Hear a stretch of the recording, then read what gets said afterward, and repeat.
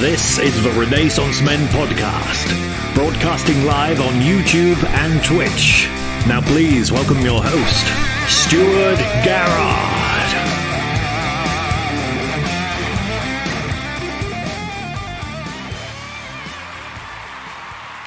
Good evening and welcome to episode 177 of the Renaissance Men Podcast. I am your host, Stuart Garrard, and I say always, he's with me this week. Here he is, it's the boy, it's Jimmy, the Sainter. Hey, we're back, Stu, we're back. How the devil are you? I'm okay, Jimmy. Refreshed after a week off. I don't know, I'm stretching for some reason, but yeah, I'm good. Well, I can tell, I know why you're stretching, because you're feeling athletic, I can tell. Well, yeah, do you know what, Well, let's let the audience in on the secret. I think I've alluded to the fact I've started Slimming World. Be going 3 weeks. Lost 8 pounds. Look at that. You need an air horn. Yeah. You need something for that. 8 pounds in 3 weeks. Yeah, incredible. Man. Thank you. I think I'm looking a bit gaunter. I wouldn't say gaunt. That's probably gaunter. Yeah. Yeah. Gaunt is probably going too far, but slightly less jowly, maybe. Yeah. I mean. I can see. Yeah, definitely. Look at that jawline. Look at that. You're starting to look like Thanos. Yeah. Thank you. Yes. Yeah. Is that the goal? The ultimate goal, Thanos? Yeah. Ultimately, yeah. I'm gonna get like a chin. Those lines of my chin tattooed. Yeah. Paint myself purple. Well, like the like the logo, of course. Like Maybe we should do that for Halloween. Get me painted up. Yeah, Yes, I'll come as our logos. I'll come as Thanos. You come as James T. Kirk. Yep, sounds like a plan. That's what we'll do. I'd love to see your big purple head. Well, it's lovely to have you back, Jimmy, as always. Like I say, this is the Renaissance Men Podcast, and we're back with you, lovely viewers. So thank you for joining us. We've got a packed show full of death this week. It's going to be quite the ride, so strap in. That's all I can say. Yeah, it's going to be really mournful. Well, in some cases, yes. In some cases, no. It'll be a celebration. Yeah, absolute. Colin, Lord Doolan in the chat. No one has taken that Lord title from him yet. We must put that for. You must put that on the line at some point. Yep. I think he's saying, "Well done, Stu." There was some clapping. I think about the 8 pounds. Thank you, Lord Doolan. Yes, that's my 8 pounds. The initial goal is to lose 2 stone. Then I'll see where we go from there. I've just done a little interim target of the 2 stone, and then we'll see. Ultimately, I'd love to be like a 12 stone weakling. Would I suit a 12 stone body? I don't know. Not as what? You're 6'2", 6'1". Yeah. So when I went to the doctors for my you're now of a certain age, you need to get checked out. Yep. They told me my heart age. They said I had the heart age of a 42-year-old. Nice. Which I was okay with, being that I'm 28. Yeah. But they said in terms of weight, I should be about 2 stone lighter than I am. Okay. And was it 2 stone? It might have even been like 3. And I said, I haven't been that light since I was about 14. Like, that's I'd be so slim. I know. If you went by your BMI, like technically, we should probably both be what? Well, actually, I'm taller than you, aren't I? Yeah. Well, I'm pretty sure I should be 12 stone in. Well, I've got you should be 8. 8 stone. I should be 6 stone. I should be like a little itty bitty dwarf. That's our Jimmy. Yeah, that's me. Jimmy T. Dwarf. Anyway, this is the Renaissance Men. It's your one-stop shop for everything geek culture, I would say. Is that going too far? Yeah, we give them everything, do we? Yeah. Do you know what? I had a sit down this week. I forgot to mention this with my brother-in-law, which was lovely because I don't get to see him often. And he said, "Do you know what I like about your show?" Yeah, Jim. I said, "What?" Your he show? Said, "No." He said, "The podcast with you and Stu." Thank you. He said, "Absolutely nothing." No, he said, "I think I and others find comfort in it because you know what you're getting." Okay, is that a compliment? That sounds like it's a backhanded. No, not even a back. No. No, it sounds like he's taking a piss. No, he was being serious. He was like, we do our segments that we do. You Okay. get the same sort of format each week, just changed up a little bit each week. And he's like, and I think that he said himself and others find that comfort in that knowing what's to come, rather than watching something you go, I don't know what this is about. Is it just one long rambling chat? Whereas this, they go, oh, there's that bit, yeah, and then there comes that bit, and in that routine, in that mundanity, they find a sense of peace and serenity. Well, that's what we aim for, is the great mundane. Obviously, that's my mantra. So when you ring me up going, right, we're going to chuck a load of new things in, lose this, mix this bit up and everything, I think we don't have to. That's just you. People like what we're doing, Stu. I'm loving the sound of that. That's comforting, because you can sometimes get into the mindset of you must innovate to keep the audience happy. But if the audience is in the same as us, then let's go with it. Yeah, what are some of the longest running TV shows of all time? Bloomin', what's the one with the words and the letters and the numbers? Countdown. Is it Countdown? I think so. Yeah, it's the same thing. It's the same thing. It's been going since it was the first program on Channel 4, and it's still the exact same format. Well, we'll continue to pump out this mundane material for you all, for everyone's enjoyment.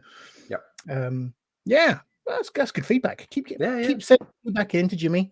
Personal feedback, that'd be great. Now to mix things up a bit. Well, I'm gonna do the overlays at this point, because let's pimp our wares, shall we? It's been so long since I've done this. I'm forgetting where my buttons are. Anyway, I found them. Of course, you're watching us live either on YouTube or Twitch. But you can join in the conversation over at twitter.com/RenaissanceCast. So come on over, come find us. We're on most everything as Renaissance Cast. We're on TikTok now. 60 followers as of today. 60. Yeah, that's good. Yeah, and of course you can also buy us a coffee on Ko-fi.com. If you want to support us with a monetary donation of £3 to buy us a coffee, then that's the place to do it. All proceeds to be pumped back into the podcast, of course. With that being said, Jimmy, let's kick this show off in style with our traditional segment that comes at this point. So your brother-in-law will be happy. It is time for Ask Us Anything.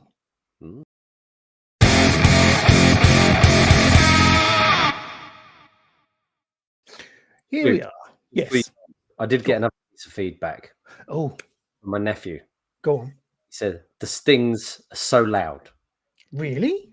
And I said, I'd have to listen to them. But no one explains. No one says he goes, they're really loud. And he watched TV. So there's some more feedback. That is interesting. Perhaps I'll tweak them. I'll just lower the because it does come in there, doesn't it? Dun dun dun dun dun, all that. Perhaps I'll just lower them in post. Just edit them a little bit. Okay, duly noted. Yeah, duly noted. That's popped into bed. That's fine. It's time for Ask Us Anything. Of course, every Wednesday night we chuck up on the Twitter page a request for your questions for the Friday night show, and got this one in person from the lovely Holly Williams. Oh, lovely. My colleague, friend, number one podcast fan. I did say to her the other day that she hasn't been listening live for a while, and she did acknowledge that, because she's been going out a bit more on a Friday night, which is fair.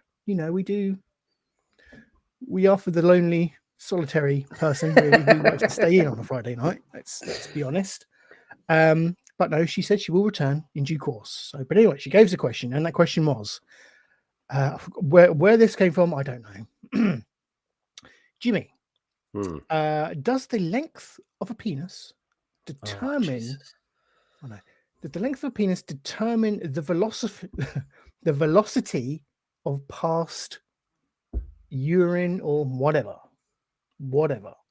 So she's thinking, does length equal propulsion in most instances? Interesting. I didn't have an answer for her, but I thought I'd bring it to the table and we could discuss and and throw it out to the chat, of course. Chat, if you've got any answers, Help us out.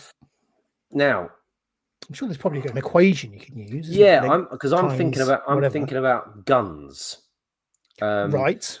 So I know that when you have a sawn off shotgun and you saw off the barrel to make it shorter, the reason why you do that is to get more of a spread, because a shotgun is a spread of little pellets. Okay. That come out, right? So by the time it gets to the end, it's already going quite forward, but it's still doing a spread. Whereas if you saw it off, so as soon as it comes out, so that's why you see them doing it in films, because they're about to go into a battle. They want it just to spread and hit as many people as possible. Yeah. Right. Or if you're close enough to someone, you blast them. Pew, pew. So I would imagine a shorter one gets more of a spread. Yeah. But a longer one is more precise, like a sniper. Yeah. I reckon you can aim better with a longer one. Impregnate women from 200 yards. Yeah. Yeah. That's interesting. Yeah. I don't know. In terms of propulsion, I imagine a shorter one being more explosive. Yeah. Like,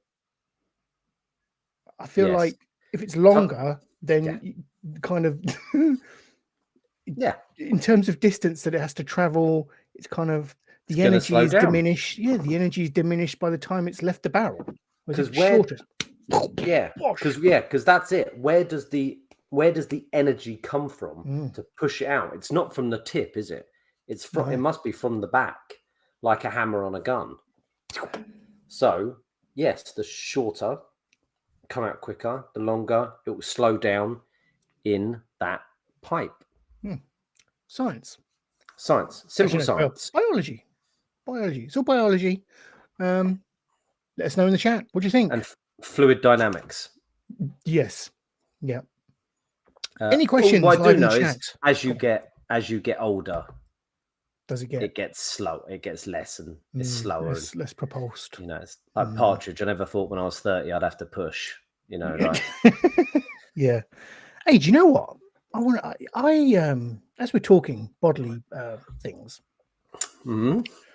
Because I feel this is almost like a confessional, really. At times, each week I come in, I can share things with everyone, yourself, the world. Yeah, no one else is here. Come on. So I had to go to the toilet like 3 times the other night. Should I be worried about that? It seems a lot. I mean, I don't recall drinking a lot, but I may have done. Well, you probably are because you're in your new diet. Do you reckon that's what it is? Your new diet, I presume you're drinking more water? No. You should be. Okay. 8 pints a day. You wee more when you diet? Well, no. I assume it's just like all the fat melts and then you wee it out. That's it. That's how it works, that's science, people. Biology, you get it all here. I mean, 3 is quite a bit. Is that happening every night or just one night? No, it was just one night. Oh, I wouldn't worry about it then. Okay, thanks. I can sometimes go through the whole night unless if a kid wakes me up, then I'm going to go for that wee. But sometimes I can go the whole night, and I'm proud of that. I know people. I mean, you're not often up in the night. No, not well. Sometimes. And then you do 3 in one night. Yeah. Oh, mate. Something must have happened, surely. Yeah, must have done something that day. It's cancer.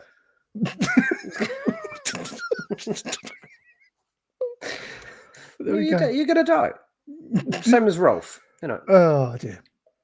Apparently, Alex says you wee more with age. Yeah. I guess is that a prostate thing? That must be a prostate thing, surely. Yeah. It withers as you get older. And you can shake it till you're blue in the face, but when you walk away, when you turn away, a bit's going to dribble out. Yeah. Well, there we go. It seems like I'm almost on death's door. Breaking news. A new donation from Lord Doom. Whoa! What? Kofi. Hey, he's bought us a coffee. I didn't know that was going to come through on here. No, that's excellent. Well, from Lord Doolin, he's called himself. What do we do with that? Does that want an air horn or a round of applause? I think, or something. Give him clap one. It's because I said he had to put his Lord title in the He's donated. You know, when you go, can I get my kid into the school if I make a donation? Mm-hmm. He's gone, if I make a donation, can I keep my title? Yeah.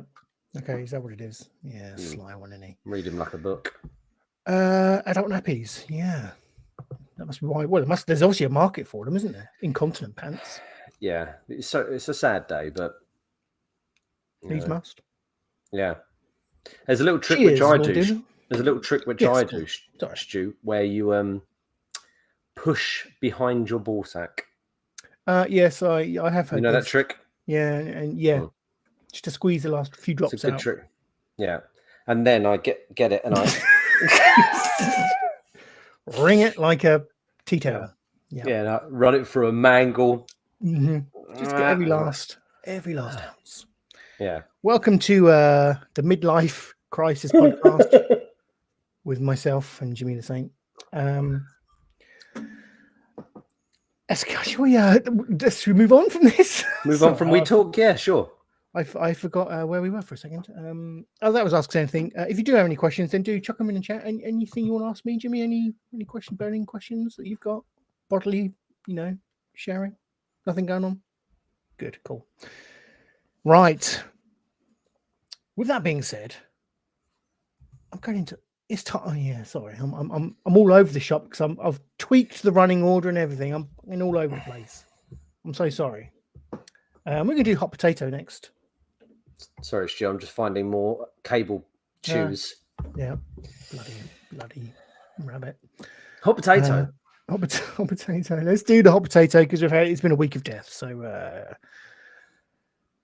yeah, have I got a sting for hot potato? Yeah, I do. It's not going to be a downbeat. Just play it. Yeah, okay,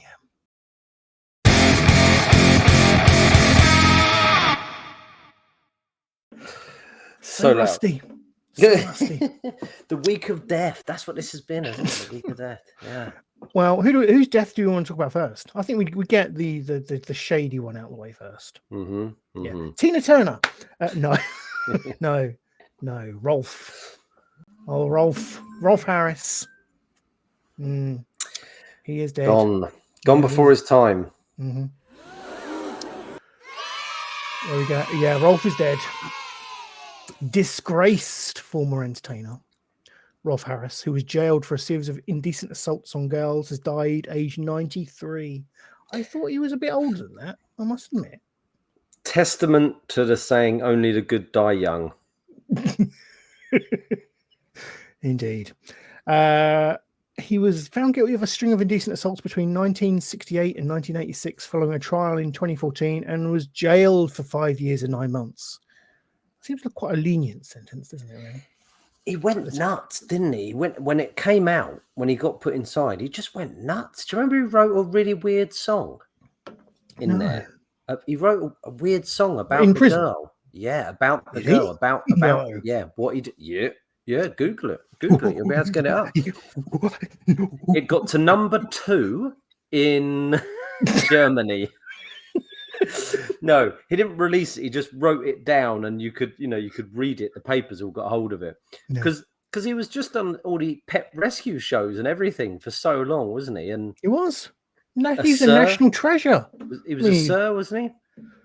I would imagine so. Yes, he painted the Queen. Do you remember? He painted the Queen. Of course, he did.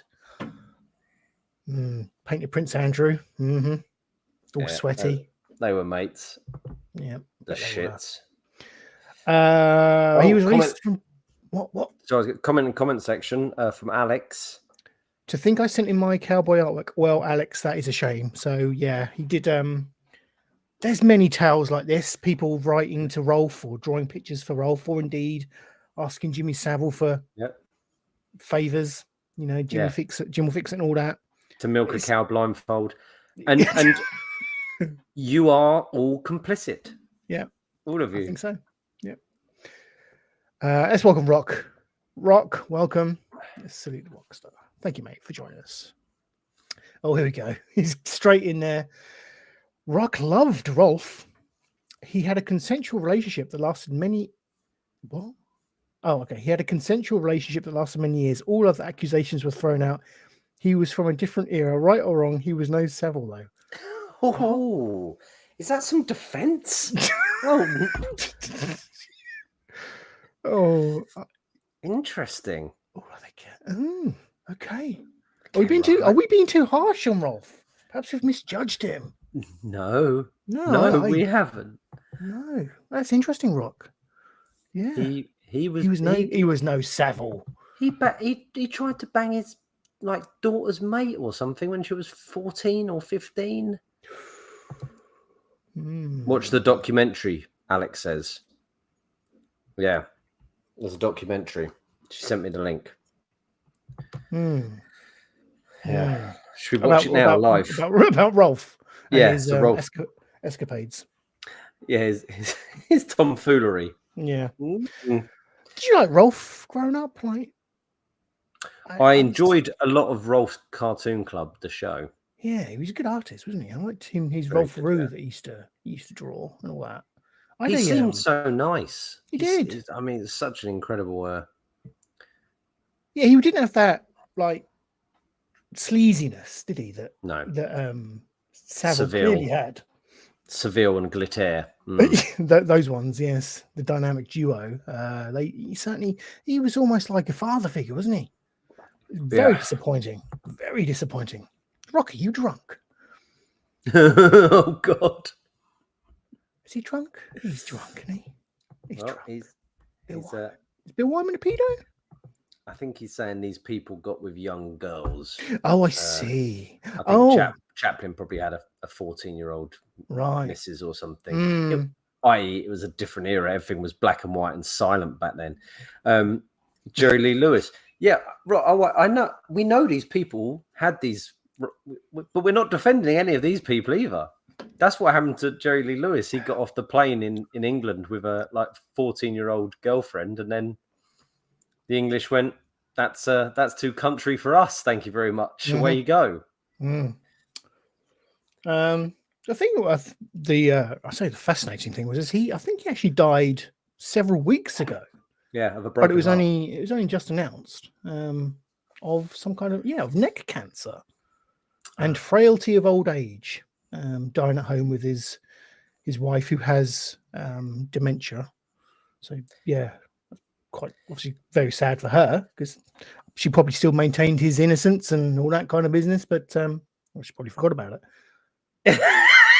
That was meant as a joke. I didn't mean that as a joke, but no, God. Where's the perfect wife for him? Like Peter Falk, he forgot he was Columbo, sadly, Did he? He did, yeah, because he had dementia, didn't he? And he forgot he was Columbo. Not that he was in real life, but you know what I mean? He played Columbo. He turned around and went, just one last thing. Who the fuck am I? Oh, dear. Holly Williams in the chat. Holly, welcome. We answered your question. You have to go back and watch it, though, my dear. I'm afraid. I think we went shorter, propelled more. Yep. Yep. And sprayed more. Yeah. Carnage. I was going to tell you a quick story about Willie's, actually. I was going to do it earlier and I forgot it, just to come back to it because Holly's here now. I was once stood next to a friend of mine. Oh, John Simmons in the chat. I was once stood next to a friend of mine at a toilet in a nice house. Yeah. And that friend of mine had a lot of foreskin. He's got a lot of foreskin.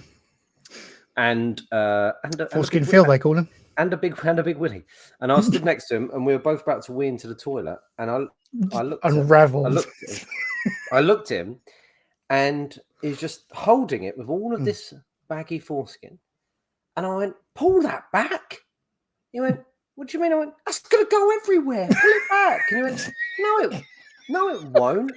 And sure enough, he started to wee, and it sprayed all over the floor and we weren't drunk. It sprayed everywhere. And I went, "I told you that. How did I know that was going to happen? And this has been yours for 40 years and you didn't know that was going to happen." His house is just covered in piss. Oh, shit. Everywhere. I said it's like the equivalent of firing a gun with a sock on the end of it. Like, it's not going to work as well. Yeah. Or just putting your finger in front of the hose and going... Yeah. So that's another bit. If there's more skin on the end of it, that will go all over the shop. That's like a silencer, isn't it? But really, if we're going with the gun analogy, silencer, no,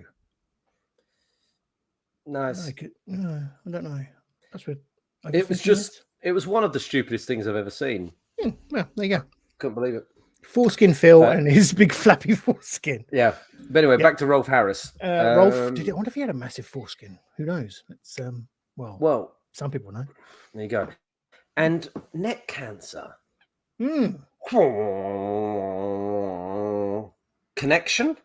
Did the didgeridoo do it? Yeah. Blowing all the way down the end of that pipe. Was that involuntary?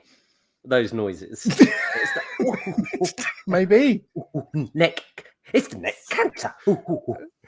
It was it's a tick. That's what it was. There you go. Well, he's dead. Rock sits down for his wheeze. Zero spray and plenty of opportunity to check phones. Tonight, I'm losing more and more respect for Rock as the show goes on. I do like a sit down wee wee. Really? But then you got to wipe your bum.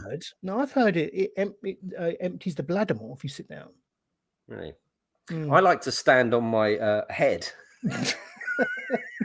and do like hands down, head upside down, and then and wear two different shoes. That seems to help. Yeah. Opportunity to check phones. Yeah, he's right. Good point. No, I'm not really losing respect for you, Rock. I'm joking. No, we all love you, Rock. You do you, boo boo. But I do. I'm with Rock on a sit down wee wee. Yeah. Well, a lot of people do that in the night, don't they? Just to rest the legs. Turn the light. Well, yeah, but if you do it in the night, so you don't turn the lights on. You don't have to turn the lights on. Wait, what? If you sit down on the toilet in the night for a wee, you don't have to turn the lights on. So a lot of people do that, I think. Well, because you don't need to aim. Oh, of course. Yeah. Sorry. Speaking of that, I saw Benj loves these. He loves to watch a YouTube channel about rubbish gadgets. He loves a channel called Dave Hacks, who does loads of reviews kitchen gadgets. I don't know what's going on with the boy. And one of the products he was reviewing was like a little my little lights there. You can get those and like stick them on the toilet. And we've got motion activated. So you walk into the toilet in the dark and then bing, they come on. Yeah. Yeah, we've got one. We've got one. Scared the life out of my little girl. Because it was red.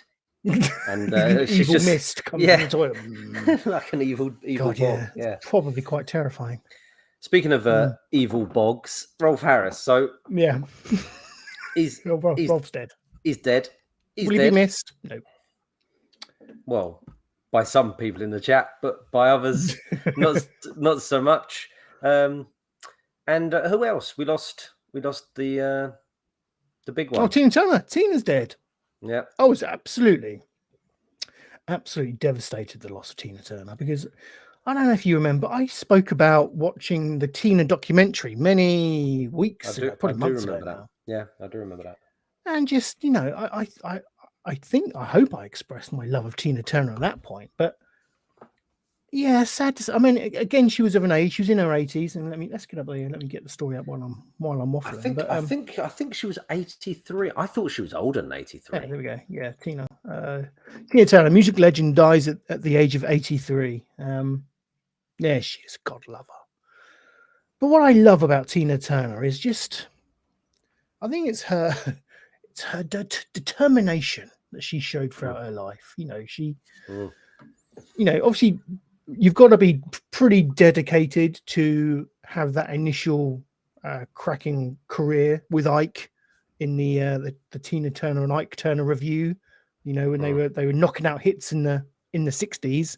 But then obviously she was involved in a very violent relationship with Ike Turner, and she left that and she kind of forged her own career again. She had to come from the depths of like being thrown out from the music business and kind of claw her way back up. Yeah. And she was an incredibly an incredible force of nature, wasn't she? I think. Yeah, And, amazing. She showed that in her performances as well, and some of her both her songs with Ike and her her single stuff, solo stuff, I should say, is it's just some of the best rock and roll music out there of all time. She was just a so sad. So dance sad. floor classics, aren't they? Dance floor classics. Oh, comment in the comment section. Shake That Nut Bush, that one. Yeah. Oh no, above that. Above that by Alex. Yeah, she was an amazing role model for women. Yeah. Kind of, yeah. If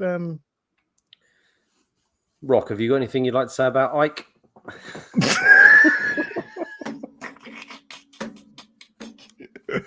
Oh, yeah. Start listing other people that beat women. Sorry, Rock. John Simmons in the chat as well. He's put Beyonce's mum there. That's Partridge, isn't it? That was Beyonce's mum, Tina Turner. I saw cracking because I've been watching a lot of in the days after it was announced she died. I've been watching a lot of Tina Turner stuff. I mean, it's not in my list of stuff that we've watched this week, but I'll mention it here. Lots of YouTube videos of her music, her live performances, and there's one video. It must have been several years ago because it was obviously in front of the president, who at the time was George W. Bush. It must have been like a Nutbush. Yeah, that one. And Beyonce did a cover of Proud Mary, and she was just she encumbered the role. She really did a good job of out Tina-ing Tina to some degree on that song. Yeah, she was great. It's obviously a tribute to Tina at the time because Tina was watching. But Beyonce was there doing her thing, and it was it's uncanny almost. Yeah, that's good.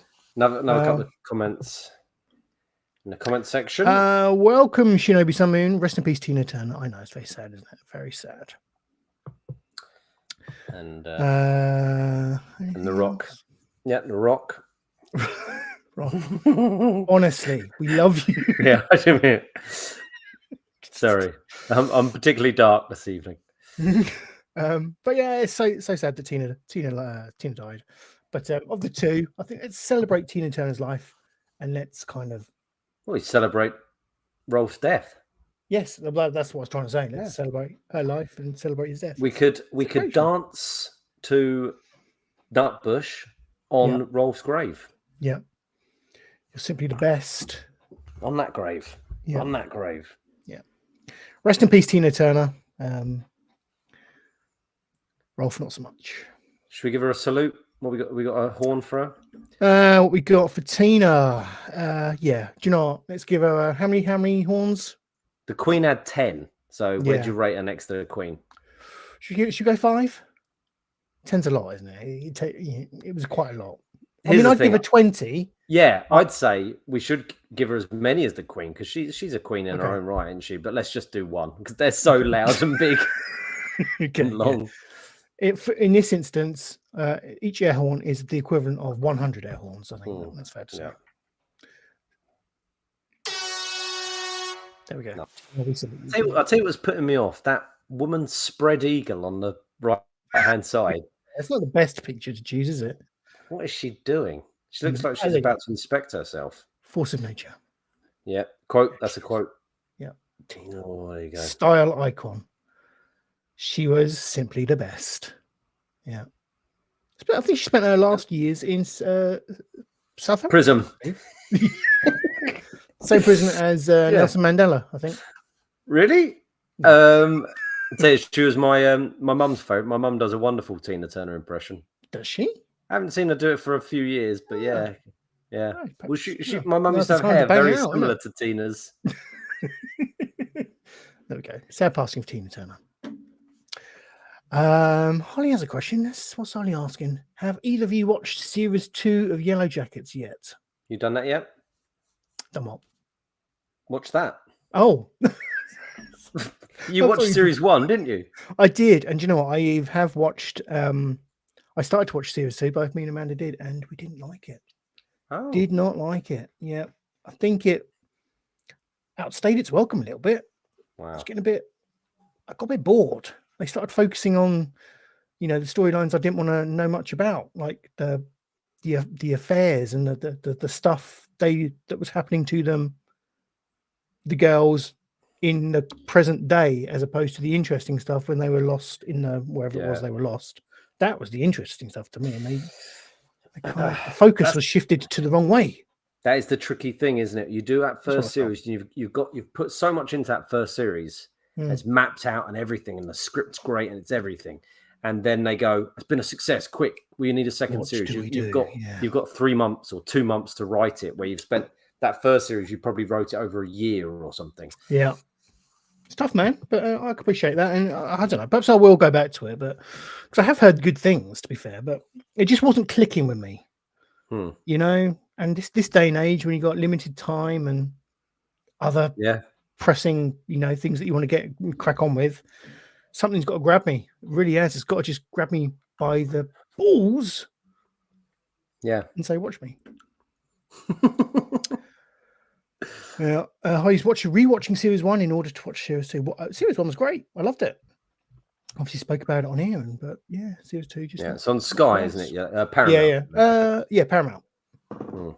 Yeah, so you can catch it on there if you are a subscriber. Great cast. It's got Christina Ricci, all those. Yeah, terrific. Can't remember the others. Juliette Lewis, she's in it as well, isn't she?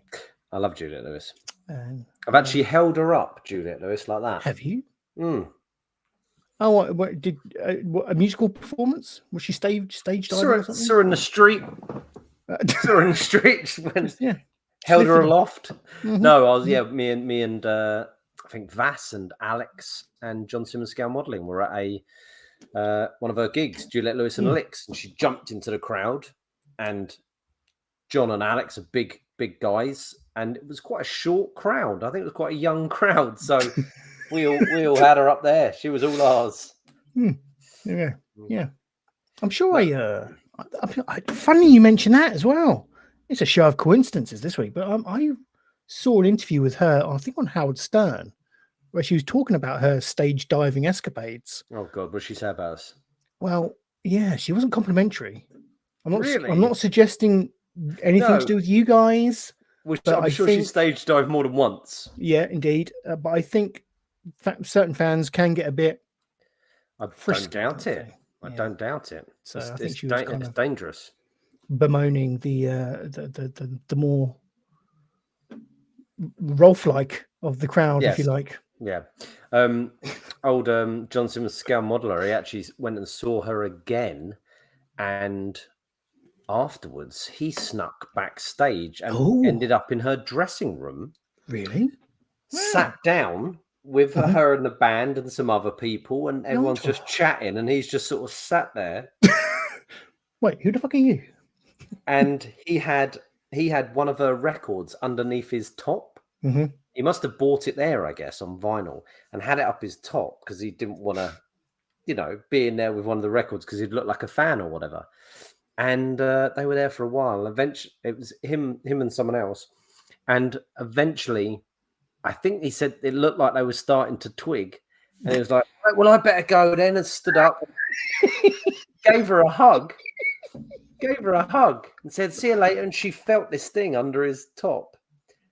She got out of the shower. There you go. Yeah. And she went, what's that? And he went, bulletproof vest. And they left. Wow, that's an anecdote and a half, isn't it? Wow. Yeah, we got a few of them. Juliette Lewis, hot from the shower. Yes, well, there we go. Yeah, what were we doing? That was hot potato, wasn't it? No. Hot potato. Was it not? What were we doing? That was hot potato. We finished hot potato, and then we got asked a question about the Yellow Jackets. Oh, gosh, did. Yes. Yeah. Oh. And now I imagine we're going to go on to the Week in Geek, I imagine, because that's what. Well, no, Jimmy. We're not. Oh, God, you're effing with it. You're effing.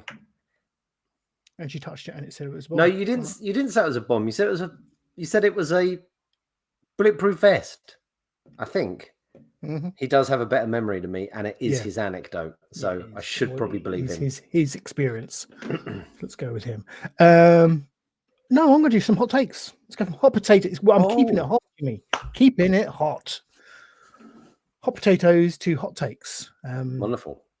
So let's transition into that, where we obviously our spot of the show where we review and react to the latest cinema trailers. So let's do this.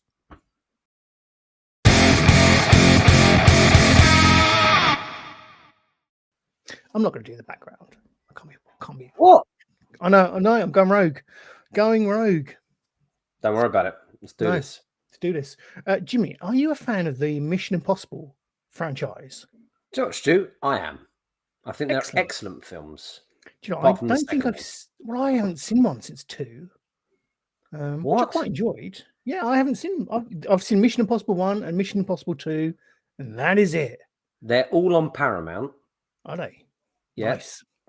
They're all on Paramount, and they get better and better. Like they're really good. They're really good films. They know what they are. They know that's what I'm they are. Thinking. Yeah, I mean, they're kind of films that just flown me by. You know, just kind of they've existed, and I haven't really paid much attention to them, and bosh, they're gone. Yeah, there's been loads of them. Yeah, I think there's been 6, something like that. Yeah, 5 or 6. There's certainly not ones where I go, "Oh, brilliant! The new Mission Impossible's come out."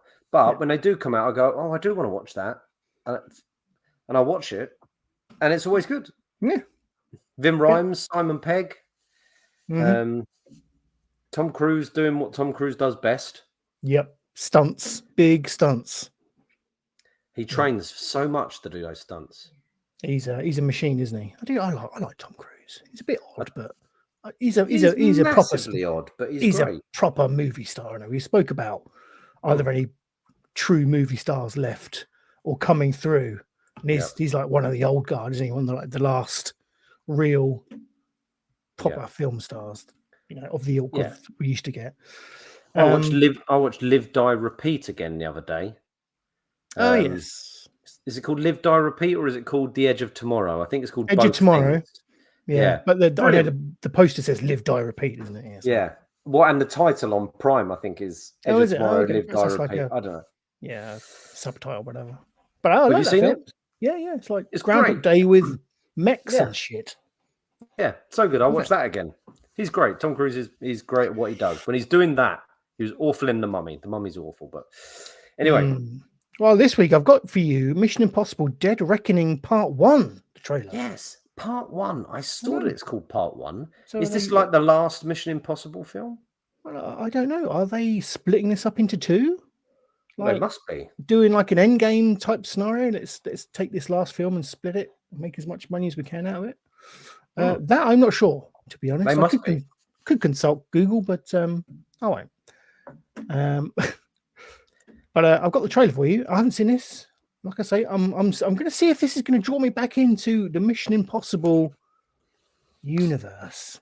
Yeah. Can we call it a universe? Is this like a universe of films? I don't know. Yeah, franchise. They're doing a Harry Potter, aren't they? 6 full films, and then the 7th is a Part 1 and a Part 2. Yeah. It's a classic way to do your films now. Classic trope. So let's key this up. Like I say, this is Mission Impossible Dead Reckoning. I like the name. Dead Reckoning. Sounds ominous, doesn't it? Sounds like it, like Deathly Hallows. It sounds like it should be the last Mission Impossible film. Yeah. The first part of the last one. So let's check this out. Let's check the volume. Let's tweak it a little bit, and let's sit back and enjoy. Let's react. Our lives. Yeah. Bit loud. And the closed captions are on. It's all right. Let me save poor old Jimmy's ears. There we go. Right. Let's go back to the beginning. Come on. Let's react. Our lives are the sum of our choices. Oh, look. We cannot escape the past. That's him in the first one. Ethan, this mission of yours is gonna cost you dearly. There's DH, wasn't it? That was a DH cruise, wasn't it? The world is changing. Truth is vanishing. Look at it. War is coming. It's been a long time, friend. You've no idea the power I represent. It knows your story and how it ends.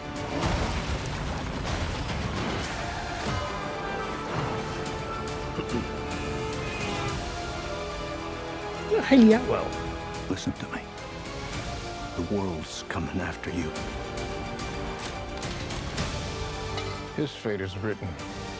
Shall we write Yes. yours too? Captain Anything Carter. happens to them, there's no place that I won't go to kill you. That is written. Have they de-aged him, or is that what he looks like now? I think it's just incredible plastic surgery.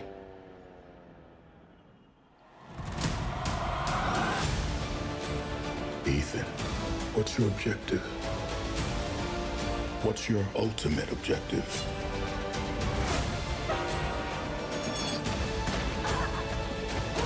Your life will always matter more to me than my own. Everyone looks older but him.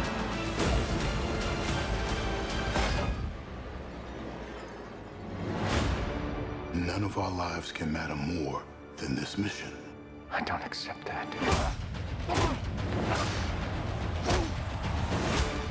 Gosh.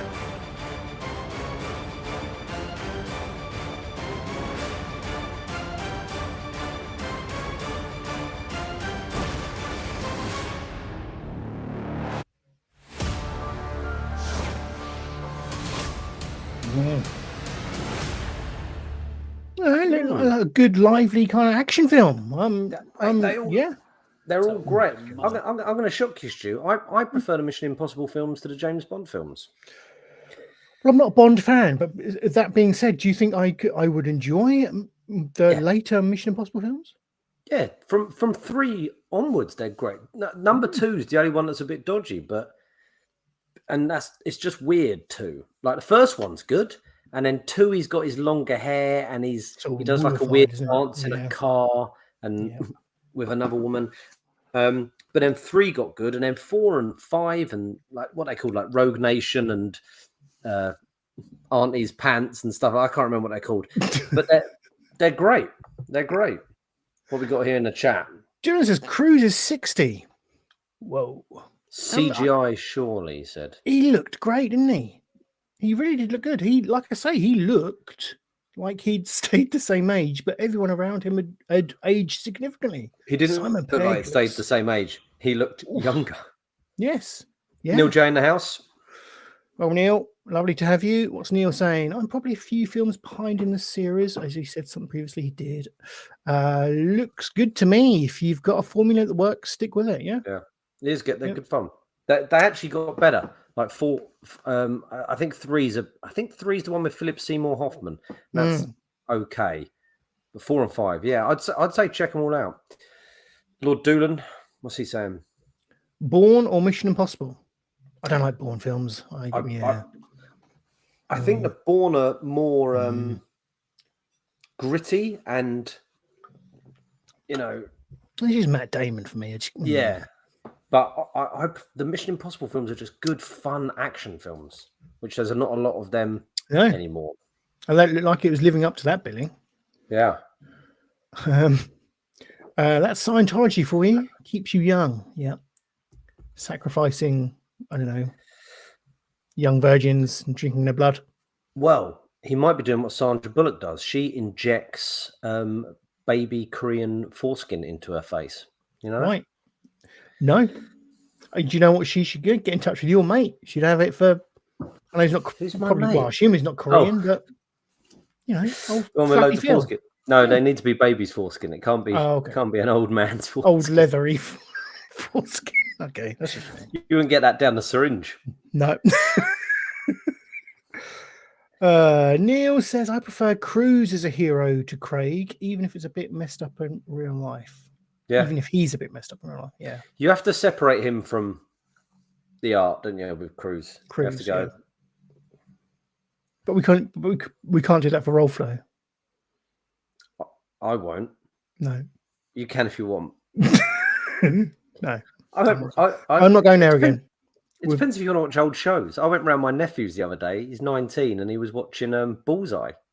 Oh, nice. I went, why are you watching this? He went, oh, I watched it once with Mum ages ago and thought it was hilarious, and now I'm watching it. And I was like, well, all right, rack it up. And they didn't win, and they showed them what they could have won. It was a car, and they were just two friends. And you go, what are they going to do with a car? Yeah, they're going to split that. Because I'll have it on weekends. Yeah, but as soon as you buy a car, it depreciates in value. So you could sell it, but it would be worth less. You might as well have the cash. Yeah. They give them a car. Yep. Anyway, sorry. That's all right. Rock says Tom Cruise is looking like Deck out of Ant and Deck these days. Yeah. Is that a precision, like a massive forehead thing? That's Ant, isn't it? No, that's Ant, isn't it? Beg your pardon. Beg your pardon. Deck is the little one. He looks like a combination of them both, really. Yeah. He looks great. That's why I thought they had CGI'd him to look younger. I thought maybe it was going to be a prequel, and they were going to set part 1 right in the past and part 2 at the end of the franchise. Hey, that would have been interesting, wouldn't it? Speaking of, whilst we're here and speaking about de-aging, have you heard like the first 35 minutes of Indy has a de-aged Harrison Ford? Really? Yeah. Yeah, that's what I've heard. And it's got some very mixed reviews. Well, have you seen The Irishman? No. Yes. De Niro, Pacino, Pesci. I tried to watch it. It was too long. Too long. It is a slog, but when they're de-aged, they still move like 70-year-old men. So you've got a young Al Pacino getting out of a chair like this. And I remember Scorsese was going, I needed to go and tell him he needs to get out the chair quicker, But how'd you tell Al Pacino to get up quicker? And like De Niro, who's supposed to be in his 20s or something, he's kicking a bloke on the floor, but it looks like an old man trying to kick a cat out of his garden or something, just stumbling along with this young face on him. Dear. So with Harrison Ford, I mean, he's 80, isn't he? So look forward to that one then. Right, just throwing his whip and then just throwing his hip out at the same time. They would have been better off deep faking on a young body. I've also heard the I won't spoil anything, but because I don't know, but the ending. Don't worry, hang on, you're spoiling by just saying it. Okay, you want me not to say anything? No, don't say anything. All right, what you've heard. You're here saying gossip. I forgot how you roll with spoilers. The fact that spoilers. Even if someone says I enjoyed it, that's a spoiler to me. I'm sorry. I won't. Is it out? No, soon. No, end of June, I think. So the reviews are out because it was at the Cannes Film Festival. That's why everyone's reviewing it. Right. But yeah, look forward to that. I can't wait because it sounds very polarizing. Yeah, I want to go. Anyway, Mission Impossible. That looked great. Perhaps I should go back and watch the Mission Impossible films then. I'd 100% recommend it. Yeah, they're really worth a watch. Good fun evening smasher. There we go. Mission Impossible: Dead Reckoning Part 1 trailer. Yeah, piqued our interest. Yeah. There we go. That was Hot Takes. Jimmy. Let's. It's that time where we delve deeper into what we've been doing this week, what we've been playing and watching and consuming and doing, and all the good news stories as well. So let's delve into the Week in Geek in our section titled Week in Geek.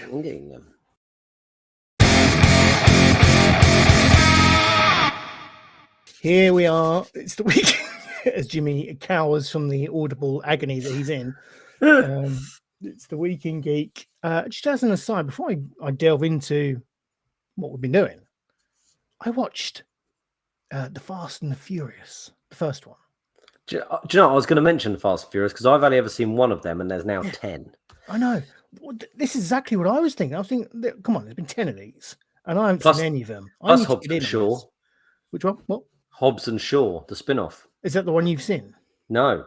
Oh, okay. Then That's another one. There's 10. Well, there's 11 then. Yeah, 11 then, including that.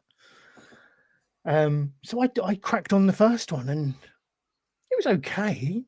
You know, it wasn't really offensive. It had this weird kind of aesthetic where the audio felt like it had been overdubbed in like afterwards. It was very weird.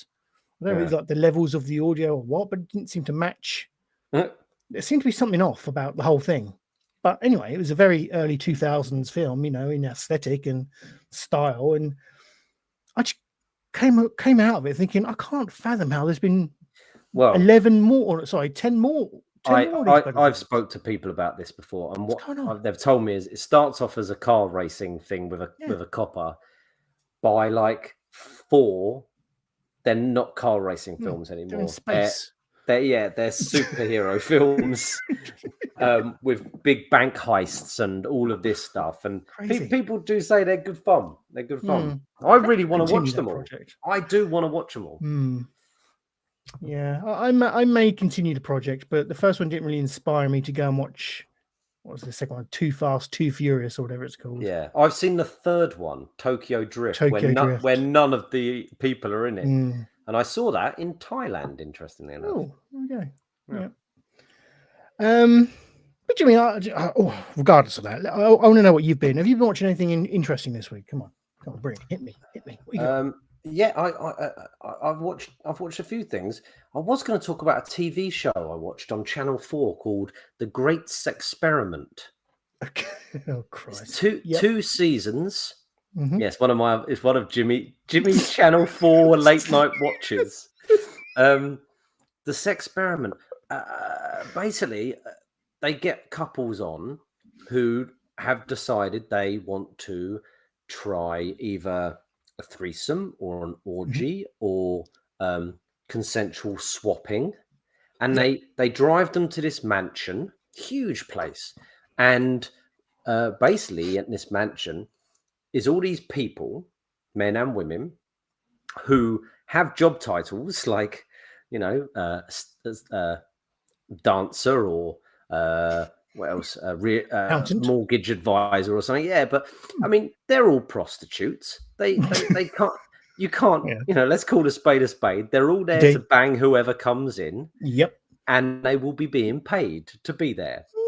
So, and it's hosted by this couple who have an open relationship. And what is this called again? Sorry. The Great Sexperiment. There's 2 seasons. There's 2 seasons recommended to me by John Simmons, Scale Modeler. Well, therein lies the error that you've made, really. Yeah. And you know what? It's really quite awkward to watch because ultimately, you surprised me. In all of these threesomes so far that I've watched, because you see the threesome, there's always one person who seems a bit miffed.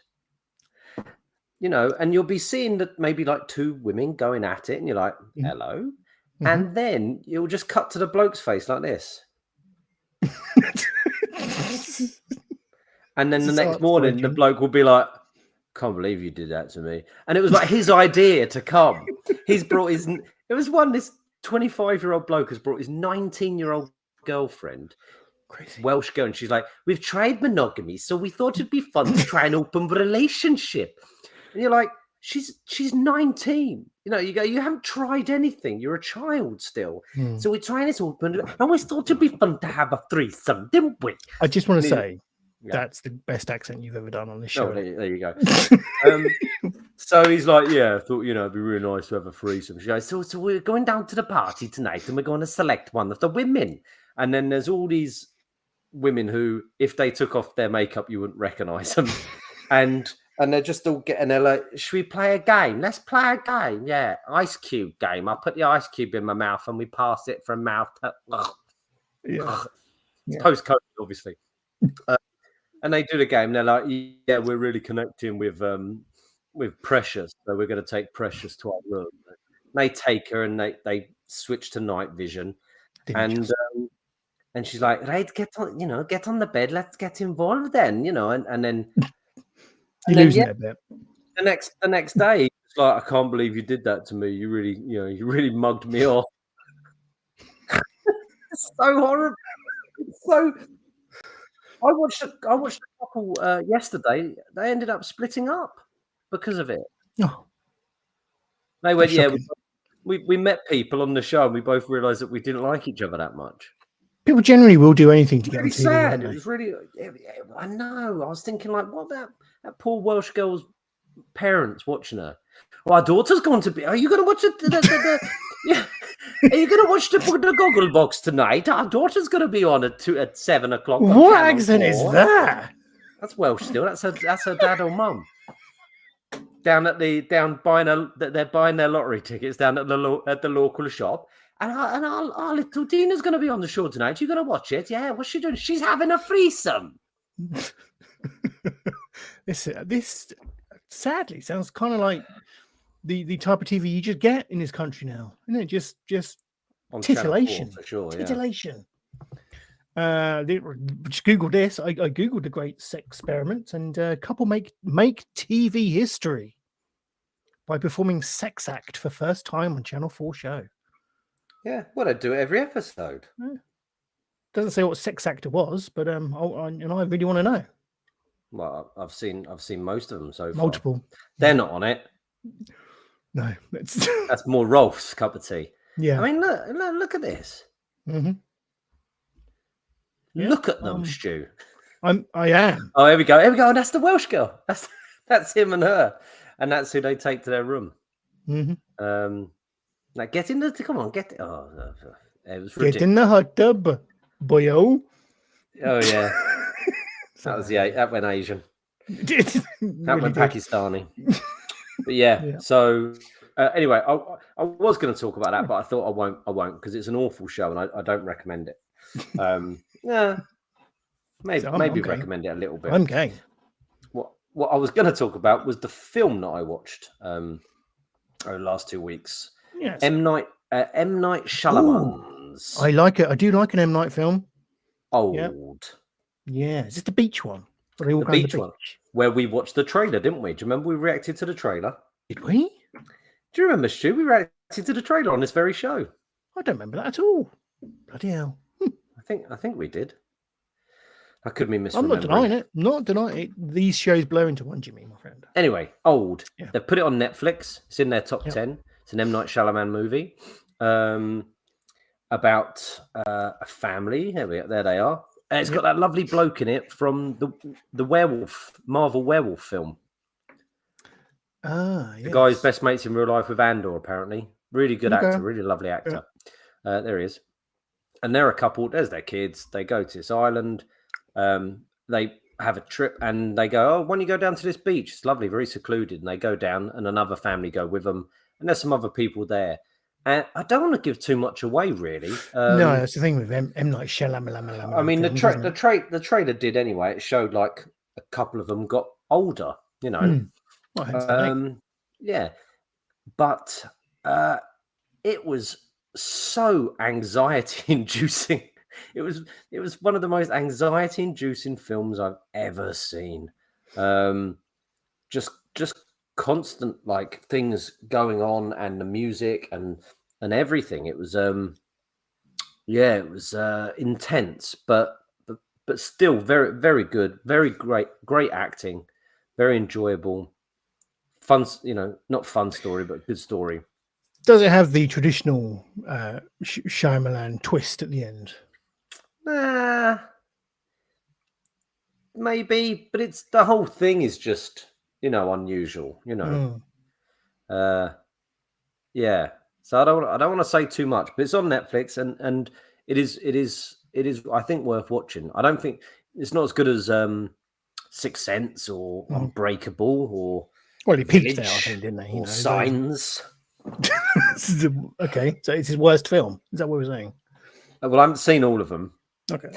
I thought it was better than Glass. So there you go. Yeah, I like Glass. I liked those films. I liked Split and Glass, and latterly Glass. I liked Glass until the end. But yeah, so it's on there. It's out there. I thought it was good fun. It's low budget, just good story. It's good fun. I tell you, I've been watching loads of anxiety-inducing stuff because I also watched 2 films recently. One was called Escape Room, and the other one was called Escape Room Tournament of Champions, the sequel. And again, these are just these people in an escape room, but it's a deadly escape room on Netflix. I don't know what I'm trying to do to myself, trying to kill myself, but very anxiety inducing. But if you're in the mood for a bit of a thrill ride without drinking any Red Bull, check them out. Escape rooms. If you're in the mood for some anxiety, go check them out. Yeah. If you Lovely think, stuff. "Do you know what, my life is far too peaceful. Yeah, far I'm too far too mundane. I relaxed. need to throw in an anxiety grenade in there. Yeah. Do If you don't want to sleep that night, well, I think we do have. Sometimes we do have a desire to. That's why I think why horror films are so enduring. But we do like to. We like to be scared. I think we like to go into a controlled environment to some degree and get scared. That's why we love horror films. It's why we, it's why we go on roller coasters. It's thrilling, isn't it? Thrillers.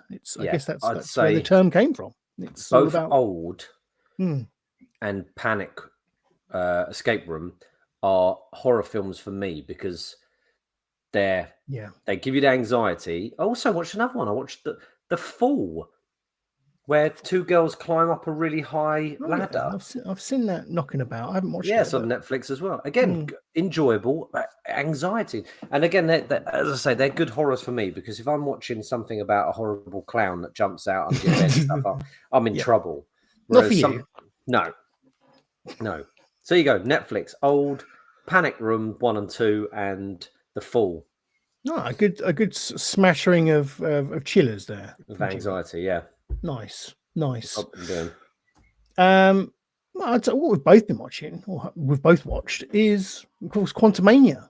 That came out, didn't it? We did. We both braved the latest Marvel spew on Disney Channel. Yeah. So Quantumania released in cinemas a couple of months ago, I think it was. We reacted to the trailer. We've kind of been on it since its inception, really. We've kind of seen the trailers, we reacted to the trailers. Now we're going to talk about the show, the film in itself. And it was billed as not just the latest, the third film in the Ant-Man series, but it was introducing the next big Marvel villain, Thanos level villain, in Kang the Conqueror. So that's kind of why my interest was piqued, is to see how they were going to depict Kang and how they were going to deal with showing him so early. Because I don't, in terms of, I can't remember when we kind of got the first few glimpses of Thanos in, the Infinity Saga. But yeah, was it like one of the Guardians films or something? I cannot remember at this stage, but it feels like they're showing their card early with Kang. We've heard nothing about like Avengers films in them. Obviously, we've got the Kang Dynasty in the other one, but they feel like a way in the future, to be honest. Yeah. So the concept of getting to know or getting to see Kang on screen for the first time was interesting to me, and I like the Ant-Man films. I like Ant-Man as a character. I like the tone of the Ant-Man films. They're quite whimsical, more so I think than traditional Marvel fare. I think Paul Rudd is just a naturally funny guy. Natural schlub. Yeah. And I think he suits that role so well. Scott Lang, I think he plays Scott Lang so well. And those films do have a nice humor about them.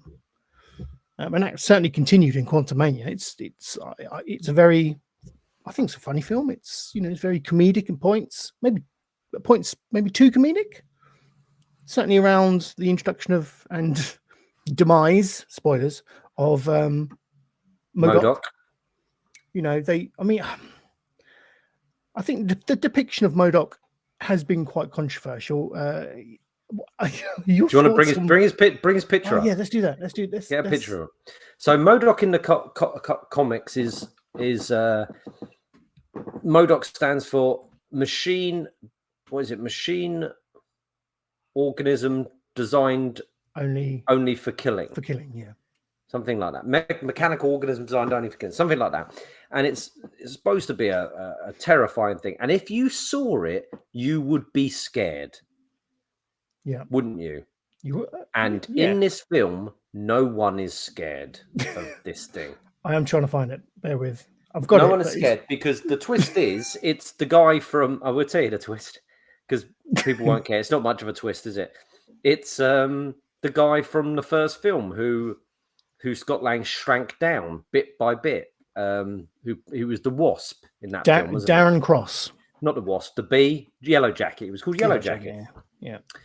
And it's him. And because he got shrunk down so much and so weird, that is it, isn't it? It's so... The face his doesn't face. look real. No.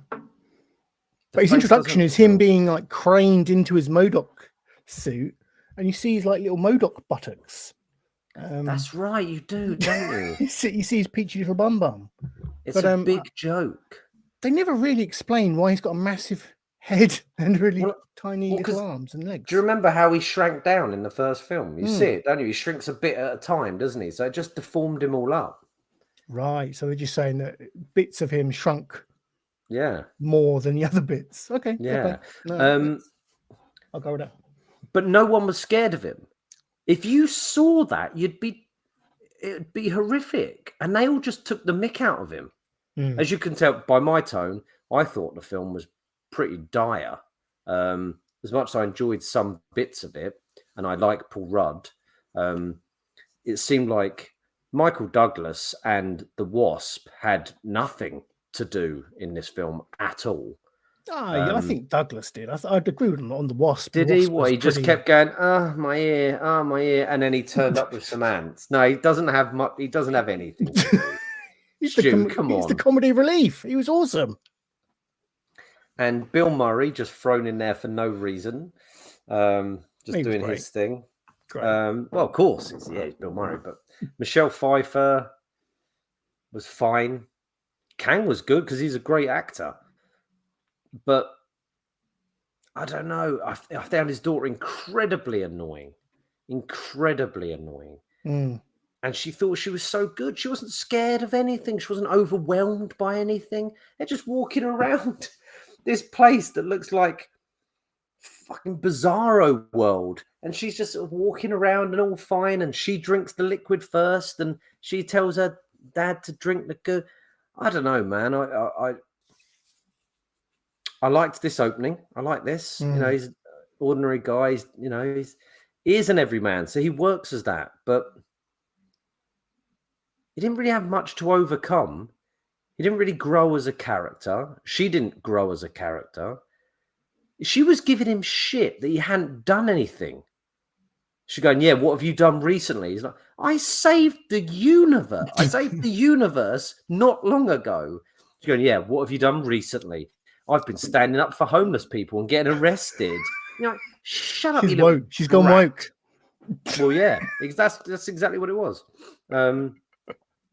She was awful. Let her go and away and let them all go.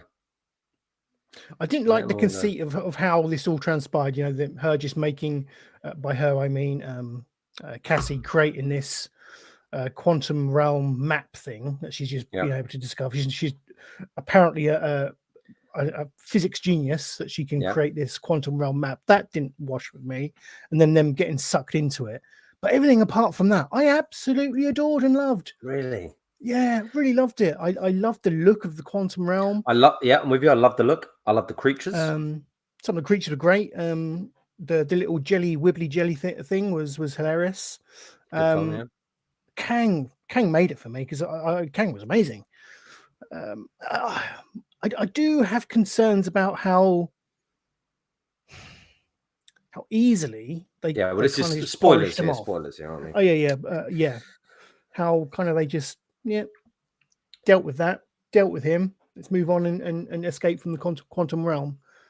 Yeah, and how that will affect like future films. I'm assuming he'll like regroup and come back stronger. And I'm assuming, you know, come the Kang dynasty, we're going to get multiple Kangs versus everyone.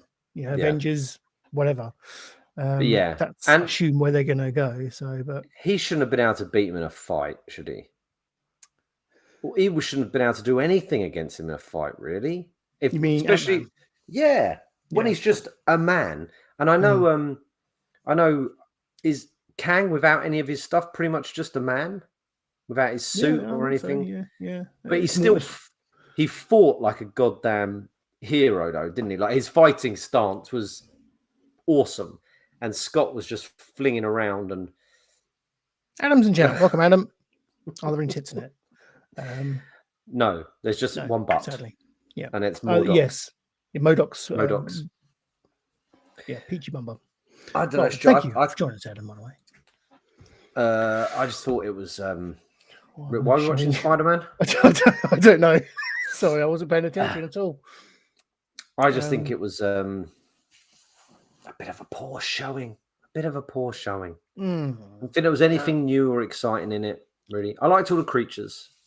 Yeah. No, I think that's a fair assessment, Jimmy. I'm not going to say you're wrong. I'm not saying you're wrong for enjoying it because... No, I know. It's all about opinions, isn't it? We've all got them, like bumholes. Mm-hmm. But I did enjoy it. I enjoyed... I went along for the ride. I thought Bill Murray was great. Actually, he played it both funny and kind of turned and was quite menacing as well. It was a bit of a throwaway character, granted, but I enjoyed his moment on screen. I thought Michael Douglas looked like he was having an absolute blast. He doesn't know where he is. Quite possibly. But he looked like he was having a bloody good time. He probably thought it was all real, to be honest. Yeah. And he was loving it. Granted, Wasp was a bit of a throwaway. She didn't really do anything. And the fact it is called Ant-Man and the Wasp Quantumania, isn't it? Yeah, and she did nothing, did she? She did. She did do nothing, considering she's got joint billing in the title. Kang was amazing. I love that character. It's so menacing and. I just thought it was thoroughly entertaining. It wasn't very deep and meaningful or anything like that. It wasn't, a particularly. Well, they tried to be a bit. They tried to be a bit deep and meaningful with her sticking up for the homeless people at the start, and then at the end, she was the one who did the speech that rallied all the troops to fight. Yeah, okay, yeah. It was. It had its moments of cheesiness, but I was sat there with my bag of popcorn, and it was just, Martin Scorsese's called he's labeling the Marvel films as almost like theme park rides, isn't he? Yeah. I think this was probably the biggest kind of justification for that comment, because I just it was like I was in there just watching I was going along, literally, I just said it, I was going along for the ride. It was nothing of any real substance, but I had bloody good fun. Good. I'm really pleased you enjoyed it. And I haven't done that in a Marvel film for, I can't remember the last one I really had fun with. Probably Spider-Man. That's pretty good. Yeah. And Doctor Strange. It's been a few films since that I've really enjoyed. Yeah. So it was all right. Great stuff. It was. Yeah. I agree with you. It was good fun, but there was so much. But ultimately, shit. Yeah. Yeah. Yeah, I think so. Yeah. The Wasp didn't do anything. No, literally didn't. I thought there was too many people in it. There was too many people in it. They had to focus on the 5 people that got sucked off, that got sucked down. Yeah. And then they tried to introduce woman in charge of the rebels. I forgot about her. The psychic guy. They tried to bring him into it. Forgot about him as well. Little blobby guy. Yeah, liked him. Torch face. Yep. Bill Murray, Modok. So you've got all these characters, and at the end, they're involved in this big battle, and you don't even know who they are or care if they live or die. You didn't care about the rebels, did you? You weren't like, oh, I hope the rebels win. I hope I didn't care who won. I didn't even know who they were, Yeah, I think I was watching it. If I think about this, I was watching it trying to look out for things that were going to come in the future. I think that's where I was getting the enjoyment, and that's probably not right, is it? You were looking, thinking, oh, how's this going to affect the other 20 films I'm going to watch? Yeah. And that's not really, I suppose, how you should be watching a film. You should look at it and enjoy it on its own merit. And I guess as a film, you're probably right. It may have lacked something as a film, but as a piece of a wider tapestry that the MCU is, I quite enjoyed it. If you're talking bollocks, I don't know. if you're trying to build tension and there's a battle going on where these new rebels you've met, you're supposed to be behind. Yeah.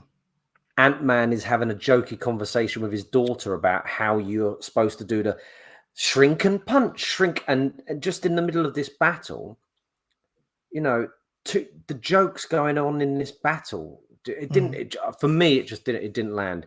And it's too jokey. No, because I don't mind joking. It's just the joke's in the right place. There wasn't. I didn't feel any threat at any point for any of them. Like when she doesn't she fight MODOK, and she's running away and sliding away, and I didn't think anything was. She didn't think anything was going to happen to her. That's it. Not whether I think it. Like she's running away from MODOK being shot at. I can tell that character doesn't think she's going to get hurt. You know what they should have done? They should have killed Michelle Pfeiffer and Michael Douglas when they got down there. Kill them off early, like kill them off at some point. Interesting, yeah. So that you were like, oh Christ, there's some threat here because Kang didn't really do anything. You didn't see him. No, that's fair because they build Kang as this really powerful character, really threatening, and that came across in the performance as well. But as soon as he captured Ant-Man and Cassie, he didn't really do anything with them. He could obliterate them, couldn't he? He was saying, "Oh, I could end you in an instant," or have I killed you before in another timeline? All that kind of stuff. So he had obviously have this real large presence and threat, but he didn't use it. He didn't do anything with it. So I would agree with you there. He said he could kill his daughter again and again in front of him. Yeah. Like, why didn't he do it? He should have done it. You could bring her back, but still let him see it. Let Ant-Man feel that pain of it. That's what he needed. Needed some weight. Yeah, some weight to it. Some threat. No, that's interesting. Yeah. I did enjoy watching it because it was fun. But yeah, in terms of threat and all that stuff, it's like no one died apart from Torchface, I think. May he rest in peace. He didn't even have a face. Everyone with a face lived. They should have killed Michael Douglas and Michelle Pfeiffer. Do you remember my Catherine Zeta-Jones joke? I told you years ago. I told many shows ago.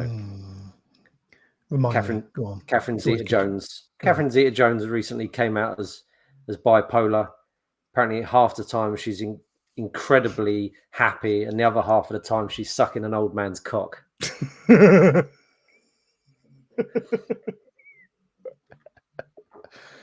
Yeah, I do remember that. That's not my joke. No. That's Norm MacDonald's, I think. Quantumania, a mixed bag, fair to say. Yeah, mixed bag. But it's on Disney Plus. It's watchable, isn't it? It's watchable. Well, of course it is. It was a fun Saturday night in the Garrard house. It was better than what was the other one? Black Panther 2. More fun than that. Yeah, than that slog. Ant-Man and the Wasp. Quantumania. Ant-Man and what's his daughter called? Cassie. Yeah, she's got a character name in the comics. It's something like Flea she got a costume and she got involved. Oh, that bit as well. Oh yeah, I got a costume. Yeah. Oh, fuck's sake. Shut up. You're bringing me round to your way of thinking. Yeah, I know. Sorry, Stu. And I used to hate. You're dragging me down. You was always so positive about stuff, and me and Seddon and Chris would batter you, and I'd always feel bad, but I just couldn't give this much at all. You love what you love, Yeah. Love what you love. Just ask Rolf. Stu, you're gonna have to give me a minute, and I'll be back. Of course. No, you go what you need to do. I'm going to save my Lego news because I think Jimmy will appreciate that Lego news. I think I'll talk about Star Wars Jedi Survivor just briefly because and let's run the footage because I've obviously been continuing to play it. I obviously did the quick look on the channel that we can see playing in the background. There we go. Me playing the very first level or very first section of Jedi Survivor, and I was loving it, absolutely loving it. I was loving the story, and I still love the story of the video game, but things are coming to light that are starting to frustrate me a little bit. So I thought I'd just chime in with a little mid-game catch up on Jedi Survivor, because I'm taking my time with it. These are expensive things, and I've got to kind of watch the pennies and enjoy it, savor the game. That's what I'm trying to say, savor the game. And this game has had multiple patches. It came out, it was a little bit janky. By janky, I mean in the sense that the frame rate was a bit off. There was some game-breaking bugs. EA had lacked a little bit of polish from Electronic Arts prior to release. And they've patched it, and they've continued to patch it. And, it's certainly running a bit better than it was. But there's still just little moments that are niggling me and are kind of like creating a barrier for me ultimately just really, really enjoying this game. It doesn't have the same polish as the first one. That's a shame. Yeah, Jimmy, I was just saying that, well, you probably heard me, that, I thought I'd just give a kind of an updated impressions of the game. As I get the impression I'm about halfway through. I'm loving the story because it's delving into High Republic stuff, which is kind of, this new era of material that Disney created, set, well, thousands or hundreds of years in the past, where you've got the Republic at its peak, and the Jedi are at their peak. It's not Old Republic as in what the Old Republic content used to be, like Knights of the Old Republic and that. They've kind of reimagined that and made it canon as such. And the story is revolving around a lot of concepts and lore around the High Republic, which I'm really enjoying, because I've been reading the first High Republic book recently, Light of the Jedi, and enjoying that book and enjoying the video game this video game, because it's involving a lot of that lore. So that side of things I'm really enjoying, but it's like I say, it's the technical barriers that are starting to really irritate me a bit. It's there's you've played the first game. There's that the main mechanic of you fighting and dying is if you get killed by a creature, then you're supposed to be able to go back, and if you kill that creature, you get all of your experience that you lost back. But there's been moments where I've died, and then I go back to the same creature, and they don't have that glow about them. I can't recollect my experience, so it's fundamentally broken. I just lost all my experience and 2 hours of play. It's really frustrating. Hang on, what do you mean your experience? Like your experience points. You get skill points, don't you? And you can level up. So surely you know this. Yeah. Okay. Yeah. I didn't know it was called experience. So skill points. Yeah. Skill points. Whatever the term is. Jedi juice. What? So you're not skilled? What? No, I understand what you're talking about. That sounds rubbish. That's not good. Well, yeah, it's not supposed to be that way. It was a bug in the game. Oh, it's a glitch. Oh no. Yeah, it's only happened like once or twice, but when it did happen, it's quite frustrating, particularly if you've been playing like for a long stretch and you die by a stormtrooper, and then when you respawn, you go to that same stormtrooper, and when you're supposed to kill him, you're meant to then reclaim the experience points that you've lost, and it doesn't happen. You get quite mardy about it. That's all I'm going to say. Yeah, quite mardy, but it's little things like that that are dampening my enjoyment. The jumping controls are a little bit flaky. It just feels a little rough around the edges. It's not enough for me to stop playing it, but it's certainly enough for me to think I prefer the first game. I don't really. Ultimately, I don't think this is as good as the first one. That's a shame. Yeah, I mean, it's still okay, and it's continuing the story, which is what this is all about, really, is absorbing that story. But yeah, it's a bit of a chore. I think that's the best way to put it. It's a bit of a chore to play, but I'll carry on. It's a bit mundane, but in the bad sense. Yeah. So yeah, that's Jedi Survivor. I'll continue to play it, and there's still the battle with Benj to kind of stay one step ahead of him, so he can. He's chasing me all the time. Yeah, my boy's been asking. He can only play it, has he? Yeah. Oh, sorry. Go ahead. He can only play it. No, I was just going to say the agreement in our household is Benj can only play up to the point where I am, so I don't get any spoilers. So I'm constantly having to. It's like I'm running away, and there's like someone stalking me. You know, I've got to always stay one step ahead of him, otherwise he's on my back telling me to play it. It's, Brilliant. but he's loving it.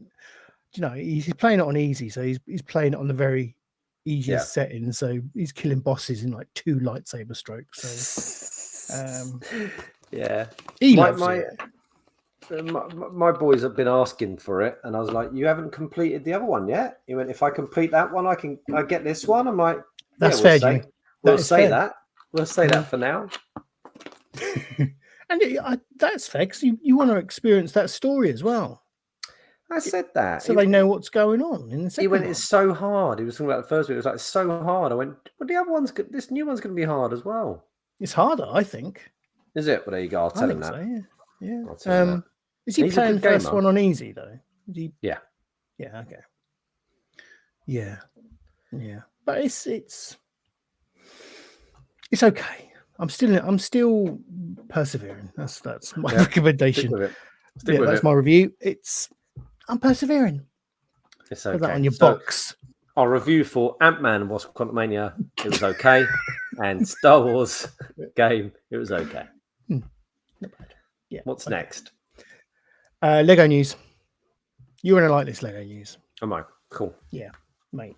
You like a bit of Batman, don't you? You like a bit of Batman. You like a bit of Michael Keaton Batman. Most importantly. Well, you will be happy to know that. Let me get this up so you can see that they are releasing. Finally, they've announced the much rumored Batman 92 Batcave Lego set, Shadowbox, which is a really fancy term. Batman 92. So, Batman. So this is Batman Returns. Did that come out in 92? Did it? Mm-hmm. Batman Returns Batcave. A shadow box. I know what a shadow box I think is.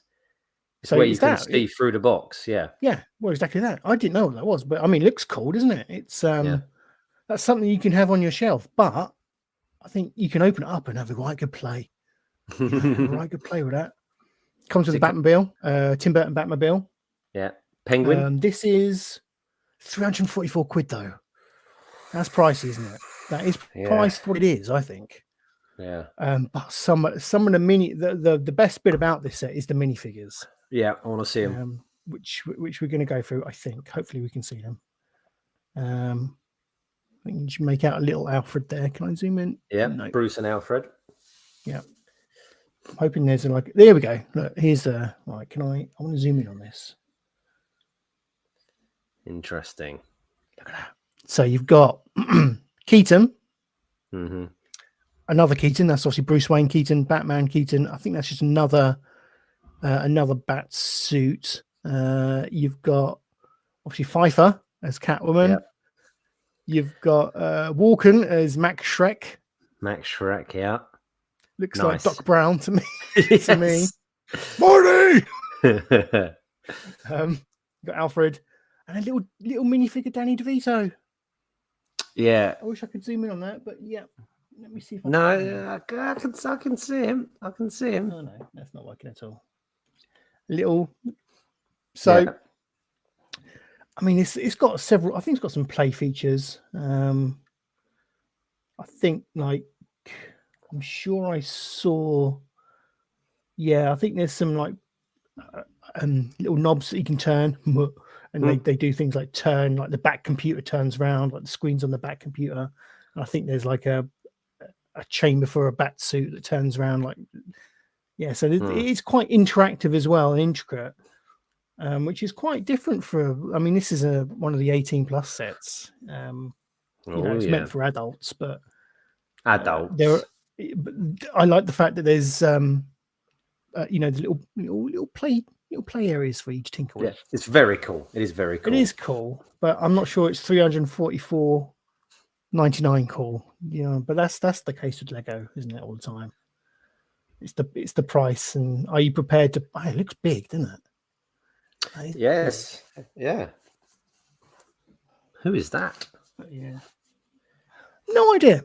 But she looks to be having a great time with her Shadowbox. But yeah, there we go. I'm glad that's finally announced. I think they also announced just a Burton Batmobile set with Batman figure that's 20 quid. It's not quite as elaborate as the Batmobile we get with this set, but it's more of a play set, as it were. So yeah, I don't think her attire is suitable for Lego building, though, Stu. no, You'll lose bits in those wizard sleeves. you would. you really would. Yeah, I can see some 1x1 studs being lost in those sleeves. She should have to empty them out after a build sesh. Empty out all the bricks. Yeah, you're right. You're right. Stu, that's done is just got me more excited for the Flash movie. I know, mate. We're going to do that. We've got to go see that. We're going to go. When's it come out? Mid-June, I think. Yeah.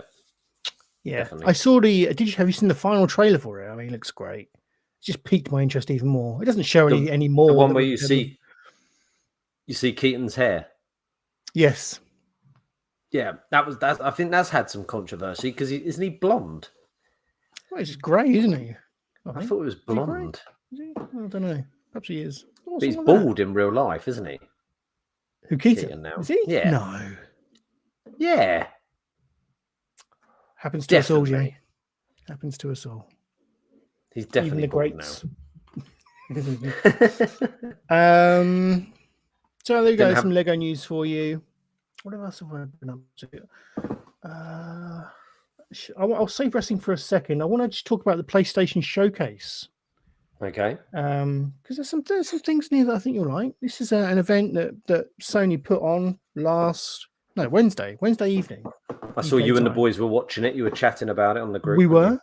Yeah, we were watching and going back and forth with opinions on some of the games and other bits and pieces that were announced. So it was an hour-long presentation made by Sony about to highlight some of the video games that are coming to the PlayStation platform over the next few months. So these kinds of events get my juices flowing. I like to see what I'm going to be playing in the months to come. And there's some great announcements. And Jimmy, you even yourself. Has played the Spider-Man, or attempted to play the Spider-Man game. Miles, have you played Miles Morales or what Spider-Man? Yes, that's the one I started with, Morales. I'm still in it. I will get back to it. I will. Says that every time. Every time. I will. It's just oh yeah, I will. I do want to. I really enjoy it when I play it. I love it. Well, the reason I bring that up is because they gave us a gameplay trailer for Spider-Man 2, the next game in the series. God. I haven't even played that one or the other Spider-Man. I've got two Spider-Man games. I've got Morales and the other one. They came on in the same pack. So let's play this in the background because let me see it. Why do I keep getting the bloody Ant-Man trailer? Don't want that. Did they talk about the AEW wrestling game at all? No, mate. But that's coming. That's coming next month, isn't it? You seem quite interested in that. It's nice to see.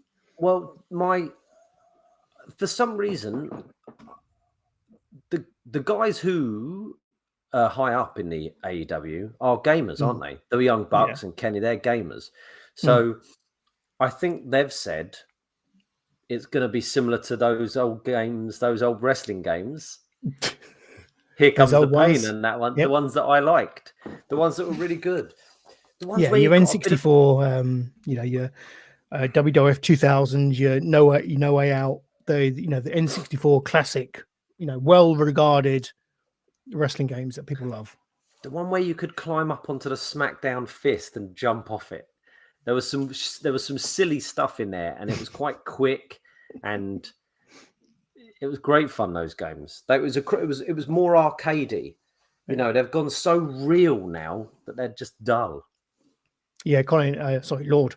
It is very much going to be in the style of those like early 2000s wrestling games, certainly on the N64, developed by I believe the same company and very much going for that gameplay style. So yeah, I mean, it looks interesting. The thing I can't get past is the fact it's AEW, and I don't like AEW, so I'm not going to play a video game about AEW. There's a lot of WWE people there, though. But it's not WWE, is it? You got Jericho. Is Punk in it? What, the game? Daniel Bryan, yeah. Big Show. I assume they're a little bit. Big Show. I can't wait to play as Big Show. The Hardys. Sting.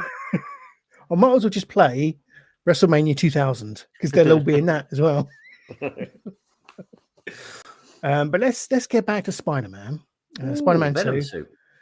Yeah, so that was one of the big reveals. Obviously, Venom is in the game, as we got from the very first teaser trailer. They showed both Miles, Peter Parker, Venom, and we'll see in this probably footage. Hopefully, if it rolls on a bit, Craven's in it as well. So it's really interesting.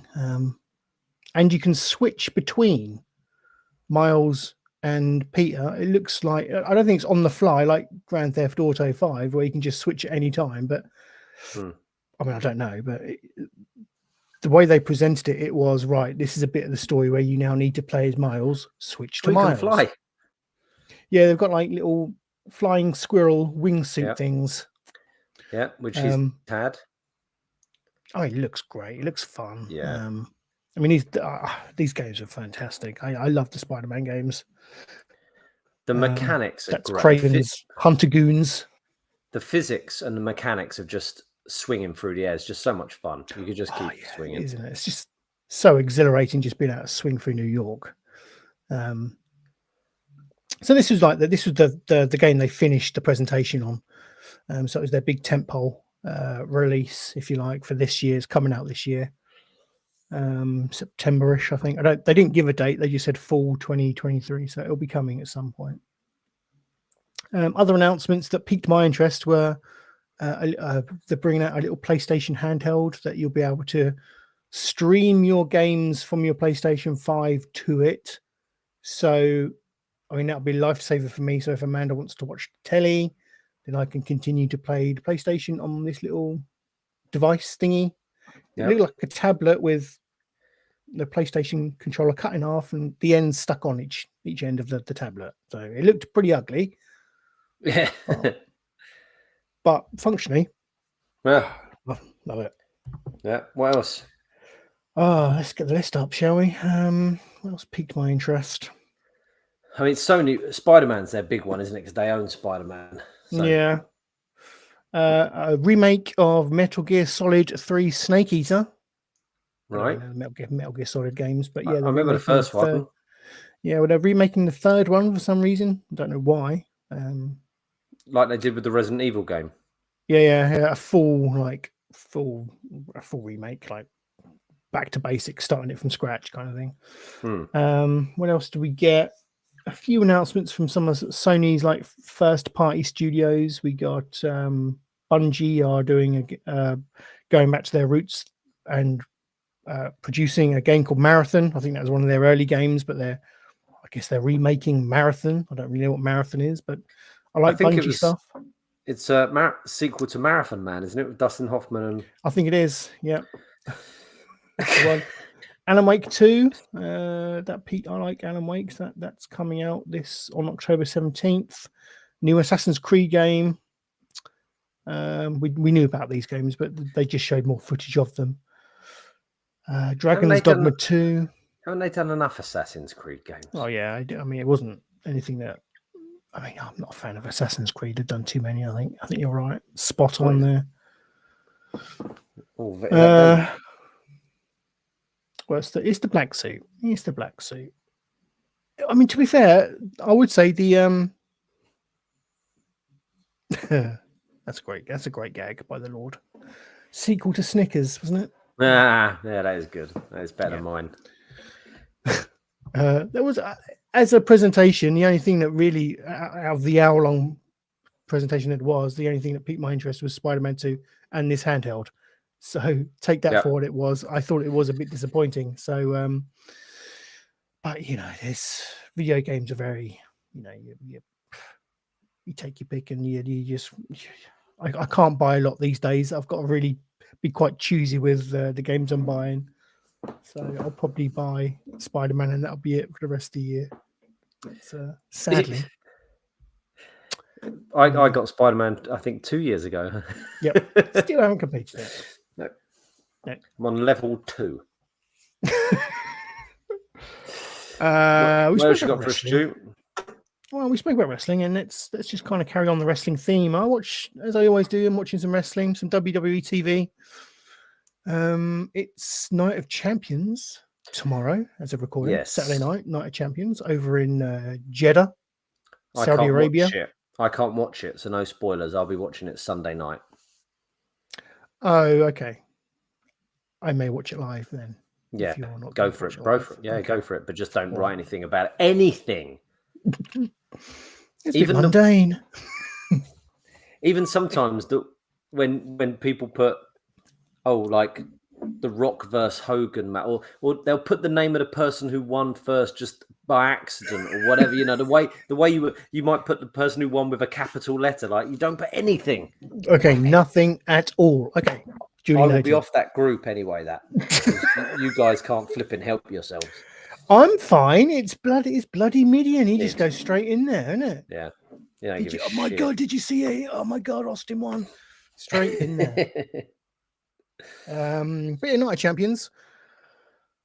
Really looking forward to it. TV's, yeah, WWE TV's been okay. I've continued to watch, which is a first, because I generally tend to tap out really, and can't fathom, or certainly can't endure the length of it all. Pardon the expression, but particular highlights. What have we had? Well, let's look at. Unfortunately, I say that I didn't watch SmackDown last week because just one thing or another. But I just want to highlight, Stu. The Cody and Brock stuff's been amazing. Yeah, that yes, it has been. I've enjoyed that. And on Raw, they did the whole storyline was has Brock broken Cody's arm, and will he be able to compete at Night of Champions? Well, he's going to be competing, isn't he? He said he's going to compete. Yeah. But I don't know how they. I mean, as amazing as it's been, because Brock's been great and Cody's is great. I'm not sure how I feel about the broken arm bit, because it feels a little bit like. How do you write your way out of it? Like, either he's broken his arm. So I was listening to Corny talk about this, because he was saying you've broken this bit. Yeah. So it's not like his shoulder or anything like that. So it's that. So you can have that cast on there. Okay. You can have a cast, like a Cowboy Bob Orton arm cast, and still do the match, and that's their out for why Brock will win it. Brock will win that match, won't he? That's what it smacks like. It feels like they're weakening Cody enough so they can give Brock the win and maybe continue the and then there'll be a third match where Cody won the first one with a roll up. Brock will win this one because he's got a bum arm. So Cody hasn't, it's still a win. Cody's win over Brock. Yeah, but it's a roll up, isn't it? Yeah. And then Brock will win this one, and Cody can say, "Well, I had a bum arm." And then the third one, I think, will be the big win where Cody beats him clean in the middle of the ring, 1, 2, 3. So I'm loving it. Brock stuff is great. The Cody stuff with Triple H was great. Did you see that? It was like, the ending, the very ending of Raw was good. Just that little look by Cody at the end, thinking, "Oh, can I?" Just teased. Can I actually compete? He did play that. It added that little bit. Sorry, planted that seed of doubt. Certainly in my head, can he compete? It was just a nice little moment. Well acted, if nothing else. Really good. Yeah. Let's just briefly go over the card as it stands for Night of Champions. We've got. The one I'm most looking forward to is Seth Rollins versus AJ Styles for the new World Heavyweight Championship to crown the inaugural World Heavyweight Champion. If they give it their all, that could be amazing, couldn't it? Absolutely amazing. Seth's got to win that, isn't he? Seth has got to win that. But maybe there'll be a swerve. That's what everyone's saying, aren't they? I mean, Raw doesn't. If AJ wins, then Raw doesn't have a champion, does it? Really? Unless you're. Oh, is he on SmackDown, AJ? Is he? Yeah. Right. So he has to move over. Yeah, but I don't know. I guess they could do that because they've said the title is for Raw, so I'm assuming whoever wins just goes to Raw. Thinking about that, that's probably how they'll just play that, isn't it? But Seth can get a great. I mean, Seth got a great match out of Omos. He did. Yeah, that was good. And AJ got a great match out of Shane O'Mac. Yeah. So I've got that. That's my most anticipated match. Obviously, Cody Rhodes versus Brock Lesnar, as we've spoken about. We've got Kevin Owens and Sami Zayn versus Roman Reigns and Solo Sikoa for that's gonna be great. the tag titles. Yeah, that could be interesting. Imagine if they win and they put another belt on Roman. You got all the belts. I can't like. I kind of want him. Yeah, to win. I do. Yeah, I do. I think the thought is that Sammy will get the pin on Roman. Okay. Because that will be like a bit of a nod for him because he lost that last match with Roman where he didn't win the belts. Yeah. So it gives him that extra star power, and also would mean Solo would see like the floor, the chinks in Roman's armor and moving that forward. Might not happen like that, but it seems like good. Solo is going to take those belts off Roman. Do you reckon? Yeah, that's what I think. I think they've been teasing that for a while now. Him turning in. Yeah. Gunther versus Mustafa Ali for the Intercontinental Championship. That's kind of come from nowhere. I mean, it's Mustafa Ali in his home country, one assumes. Or is that wrong for me to assume? I don't know. I think so. Yeah, it is.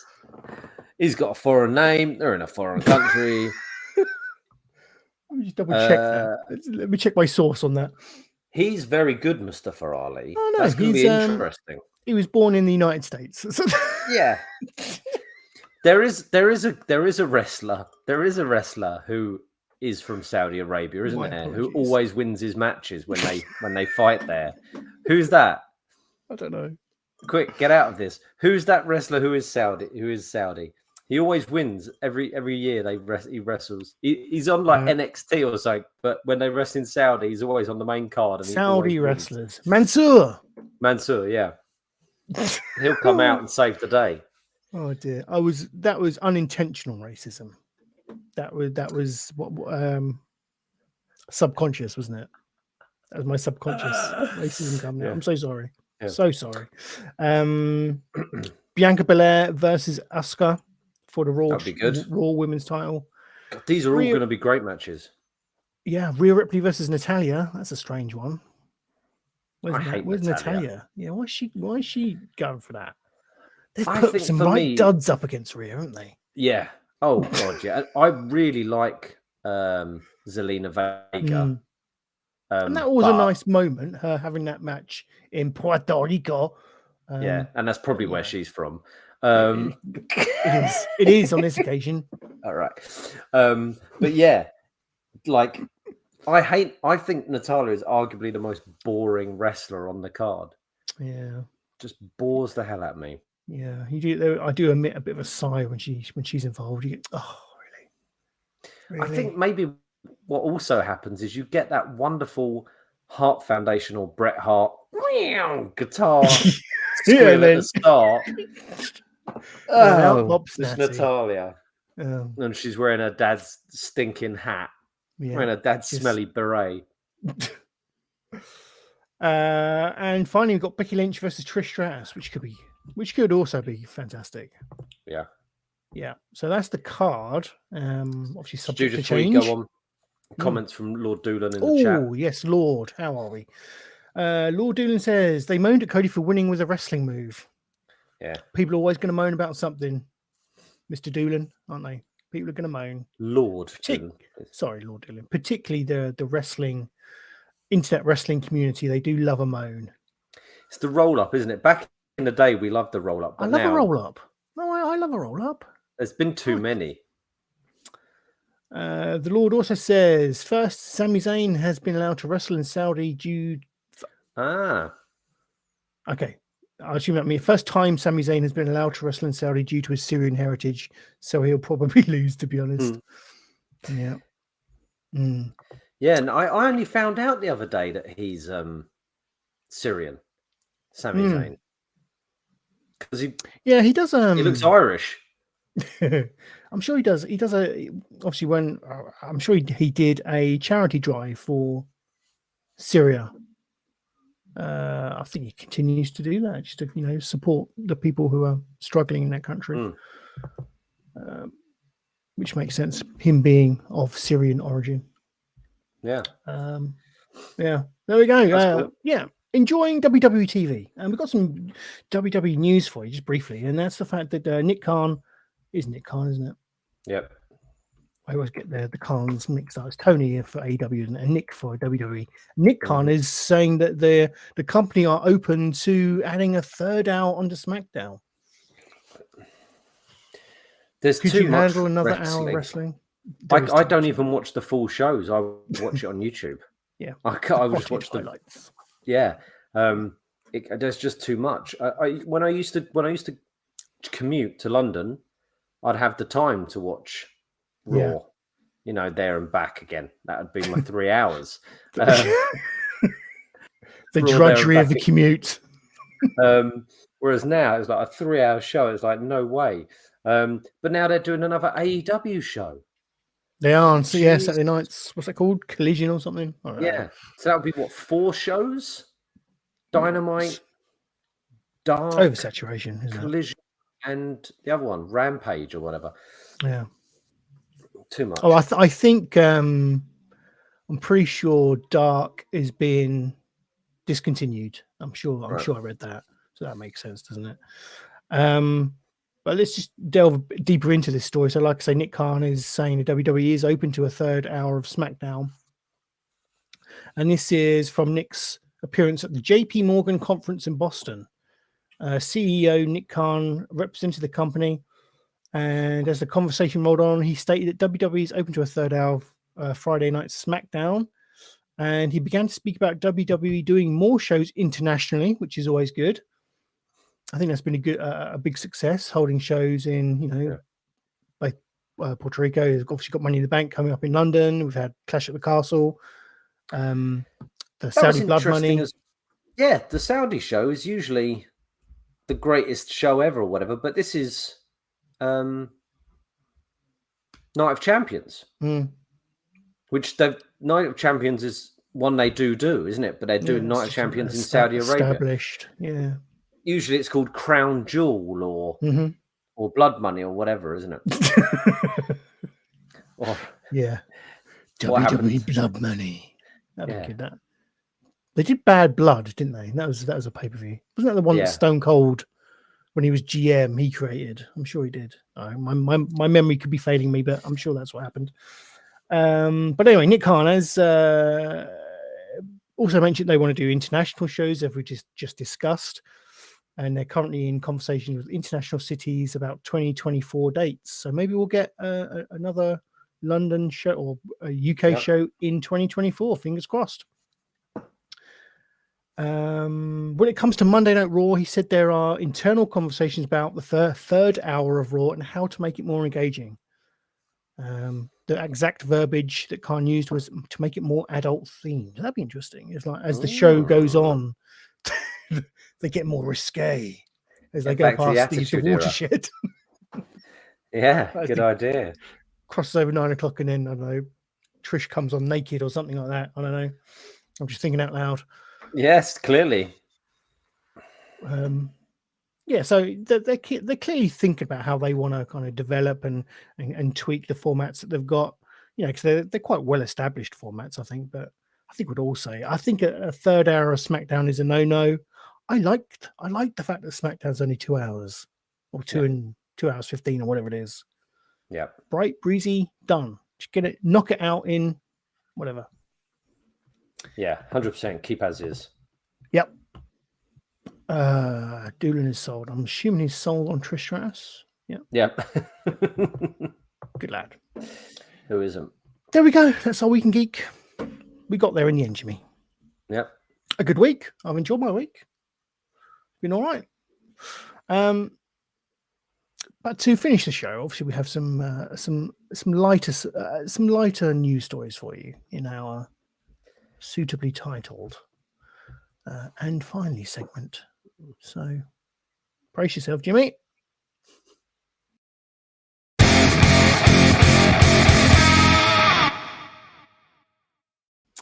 Here we go. Jimmy, I've got some bird news for you. Yay, it's back. Caw, caw. The one thing I brought to this show that insists on sticking around. Yeah. Like me. Bird news. Oh, we love to have you around, Jimmy. Wouldn't be the same without you. Here we go. Seagulls high on spice after making off with stashes of drugs. Look at the seagulls. Not only are they trying to nick your chips. Oh, here we go. Yeah, Britain's seagulls seem to be developing an appetite. This is from the metro.co.uk. Britain's seagulls seem to be developing an appetite for a little more than just unguarded fish and chips. They are apparently increasing reports of the seaside pests swooping down to make off with drug users' stashes. Wow. In particular, a group of synthetic cannabinoids known as spice. It's like fucking Tatooine in Star Wars. Yeah. What is spice? I don't know what spice is. Spice. I mean, yeah, I know what spice is in sci-fi context. It's like a sandy drug type thing. But yeah, Dune was all about spice, wasn't it? Yeah, there we go. We are living in the near future. Yes. Spice use in humans can cause euphoria, talkativeness, paranoia, nausea, and mood swings. Is Amanda on these? Oh, she might be. In some cases, the sedative effects are so acute that users have been compared to zombies. She must be on these. Surprisingly enough, there's been very little research into the synthetic narcotics effects on seagulls. Incidents of birds swooping down to nick users' stashes of the drug have apparently been reported in Hastings, East Sussex, Margate, and Kent, as well as cities including London, Leeds, Manchester, and Liverpool, the spice hotspots. Former spice user Kevin Robertson of Hastings told the paper, "Goals will go for anything. They used to come up behind us and grab whatever we had. If we were stoned and completely out of it, the goals could just take the joint we were smoking and fly off." I'd love to see that. Swooping down, taking the joint, and just flying off with a fag and then off like that. That's, amazing. I say good on the seagulls. Me too. Good on the seagulls.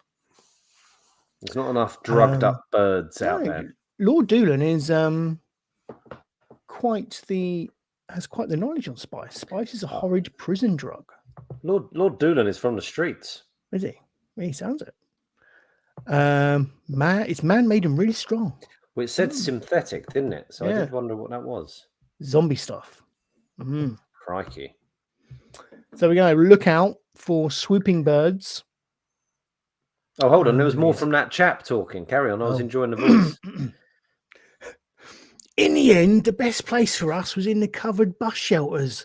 But even then, the seagulls seemed to know where we were.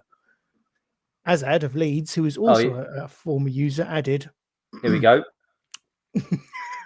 Come on, Azad. A seagull and spice is not a good combo. It turns them into psycho gulls. After one such incident in Wrexham, locals reportedly said that one of the birds went mad after taking someone's supply of the drug, dive bombing pedestrians before eventually coming to collapse on the pavement. Oh, there it is.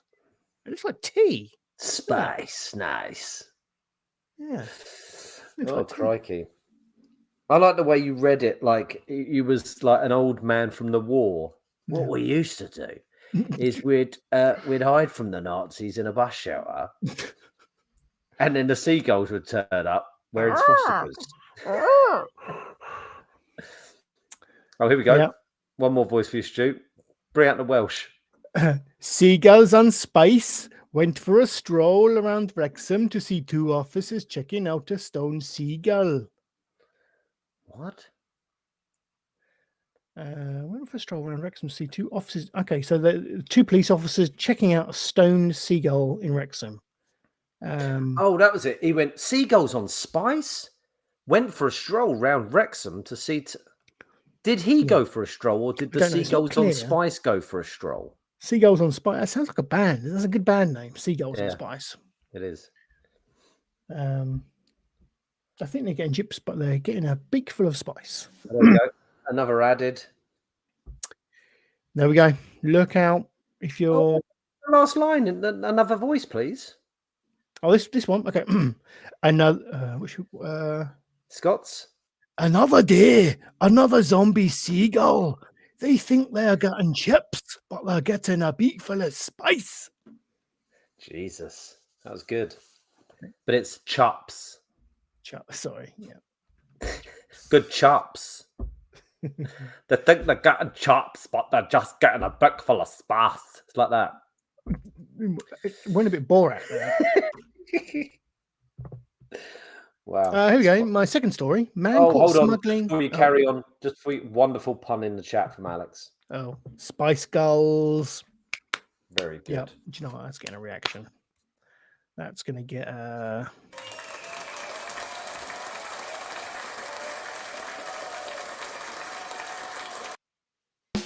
Deserved all of that. Man caught smuggling scissors in peculiar location of his body. A jail in Indiana. This is from Sky News. Oh, can we guess? Yeah. Where are those scissors going, Jaron? It's got to be his butt, isn't it?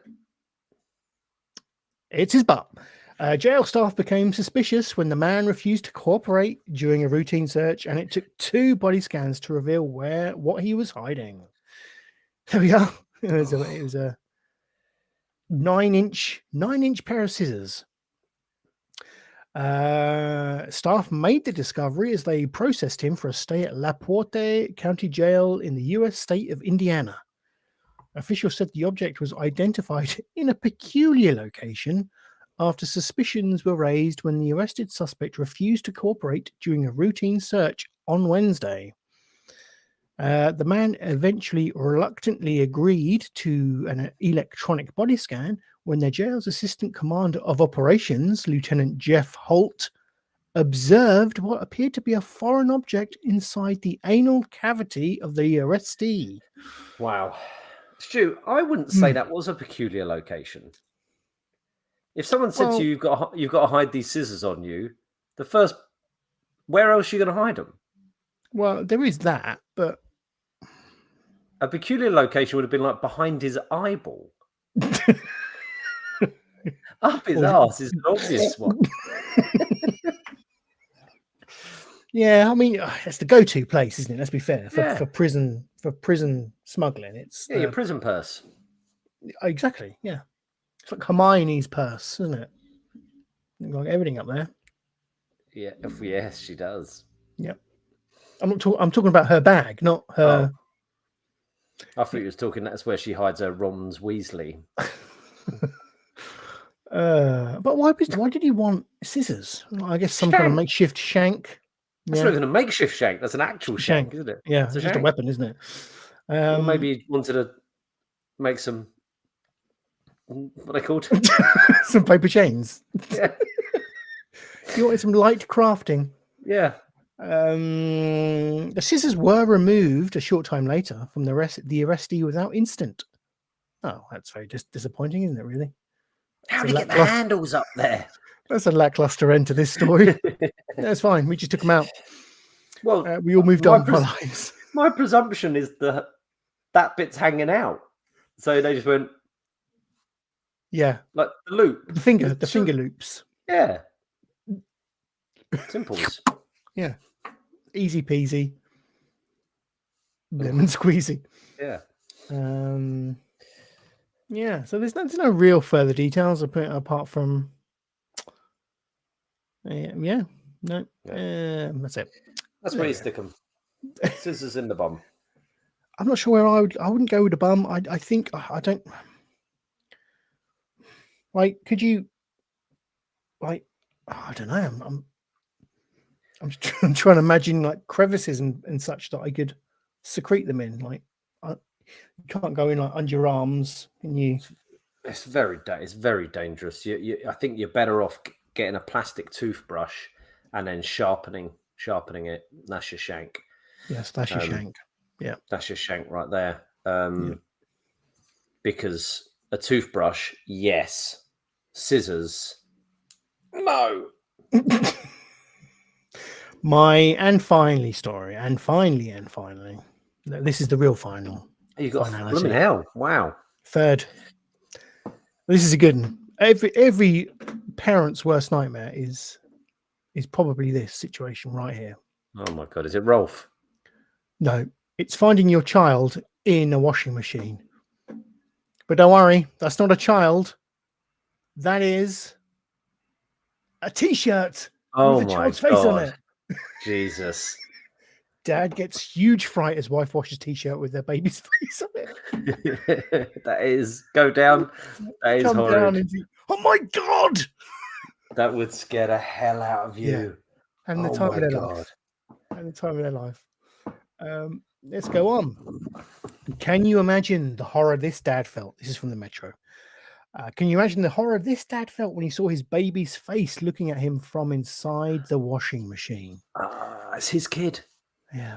That's exactly what happened to a Twitter user a few weeks back, but thankfully it wasn't his actual baby. Instead, it was a T-shirt that featured his child's face, which proved a huge relief when he found out. The image was originally shared by what? Xenid. I think that's his Twitter handle. Yeah. Who said they were nearly taken to the hospital with a heart attack after the shock. It's since gone viral. It has since gone. What? It has since gone viral. Sharing site. Well, Yeah. I don't understand that sentence. But No, I don't think it is. They alerted others from getting a similar fright, saying, "Please, if you're ever washing your favorite shirt with a picture of your child on it, just put a warning note on the washer or something." Imgur users saw the funny side and one said, "How else am I supposed to wash the baby, Karen?"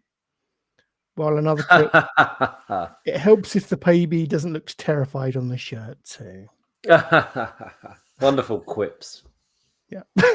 Some others took a minute to realise it was just a T-shirt with one saying, "Good grief," in relation to not seeing the warning that it wasn't a real baby. The photo has now been viewed hundreds of thousands of times and liked over 3,000.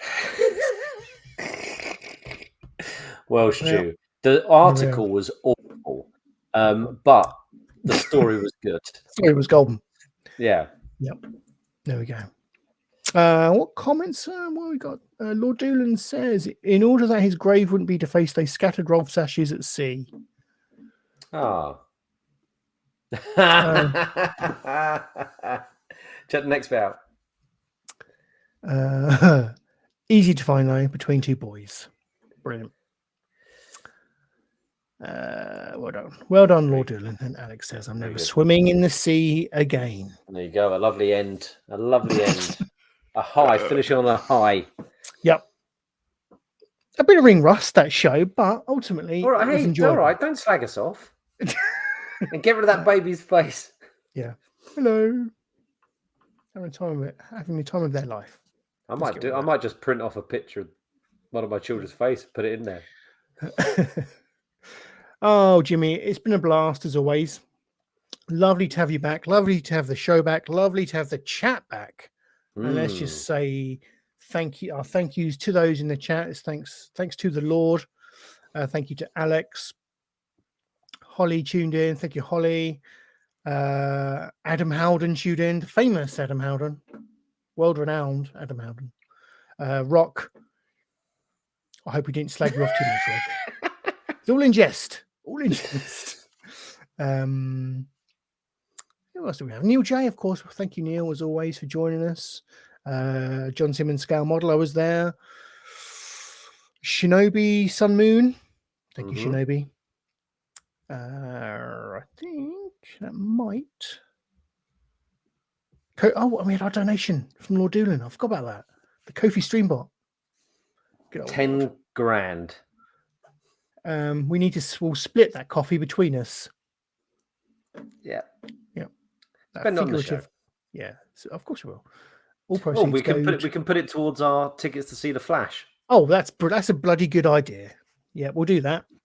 Then we'll do a review there and then. Yes, we're going to do that live on the fly. Yeah, thank you, chat. Thank you, Jimmy, as always. Thank you, Stu. What else have I got to say? Audio of this show will be up on your podcast feed of choice from tomorrow-ish. And if you've enjoyed the show, then please do give us a like and subscribe. I don't think I said that earlier. Please do like them and subscribe them. doing well on the subs. We want to get to 500. We're pretty close to 500. We wanted 500 by the end of the year, didn't we? We wanted 500 by the end of Jimmy's first year. It's just taken us a while, to be fair. I remember him coming on proclaiming, I want to get 500 subs. Did I? I don't remember that. Yeah, you did. Didn't work. Well, we're close. We're close. We are. What are we on? We are. We got there. We got there in the end. We're getting there. We haven't got there. No, exactly. So do push. share. Spread the word. Thank you, Jimmy. Thank you, everyone, for tuning in. And until next time, please take care. Oh, hang on. There's just one last chat. Cheers, guys. Oh, you're welcome, Alex. You're welcome. Please take care and goodbye.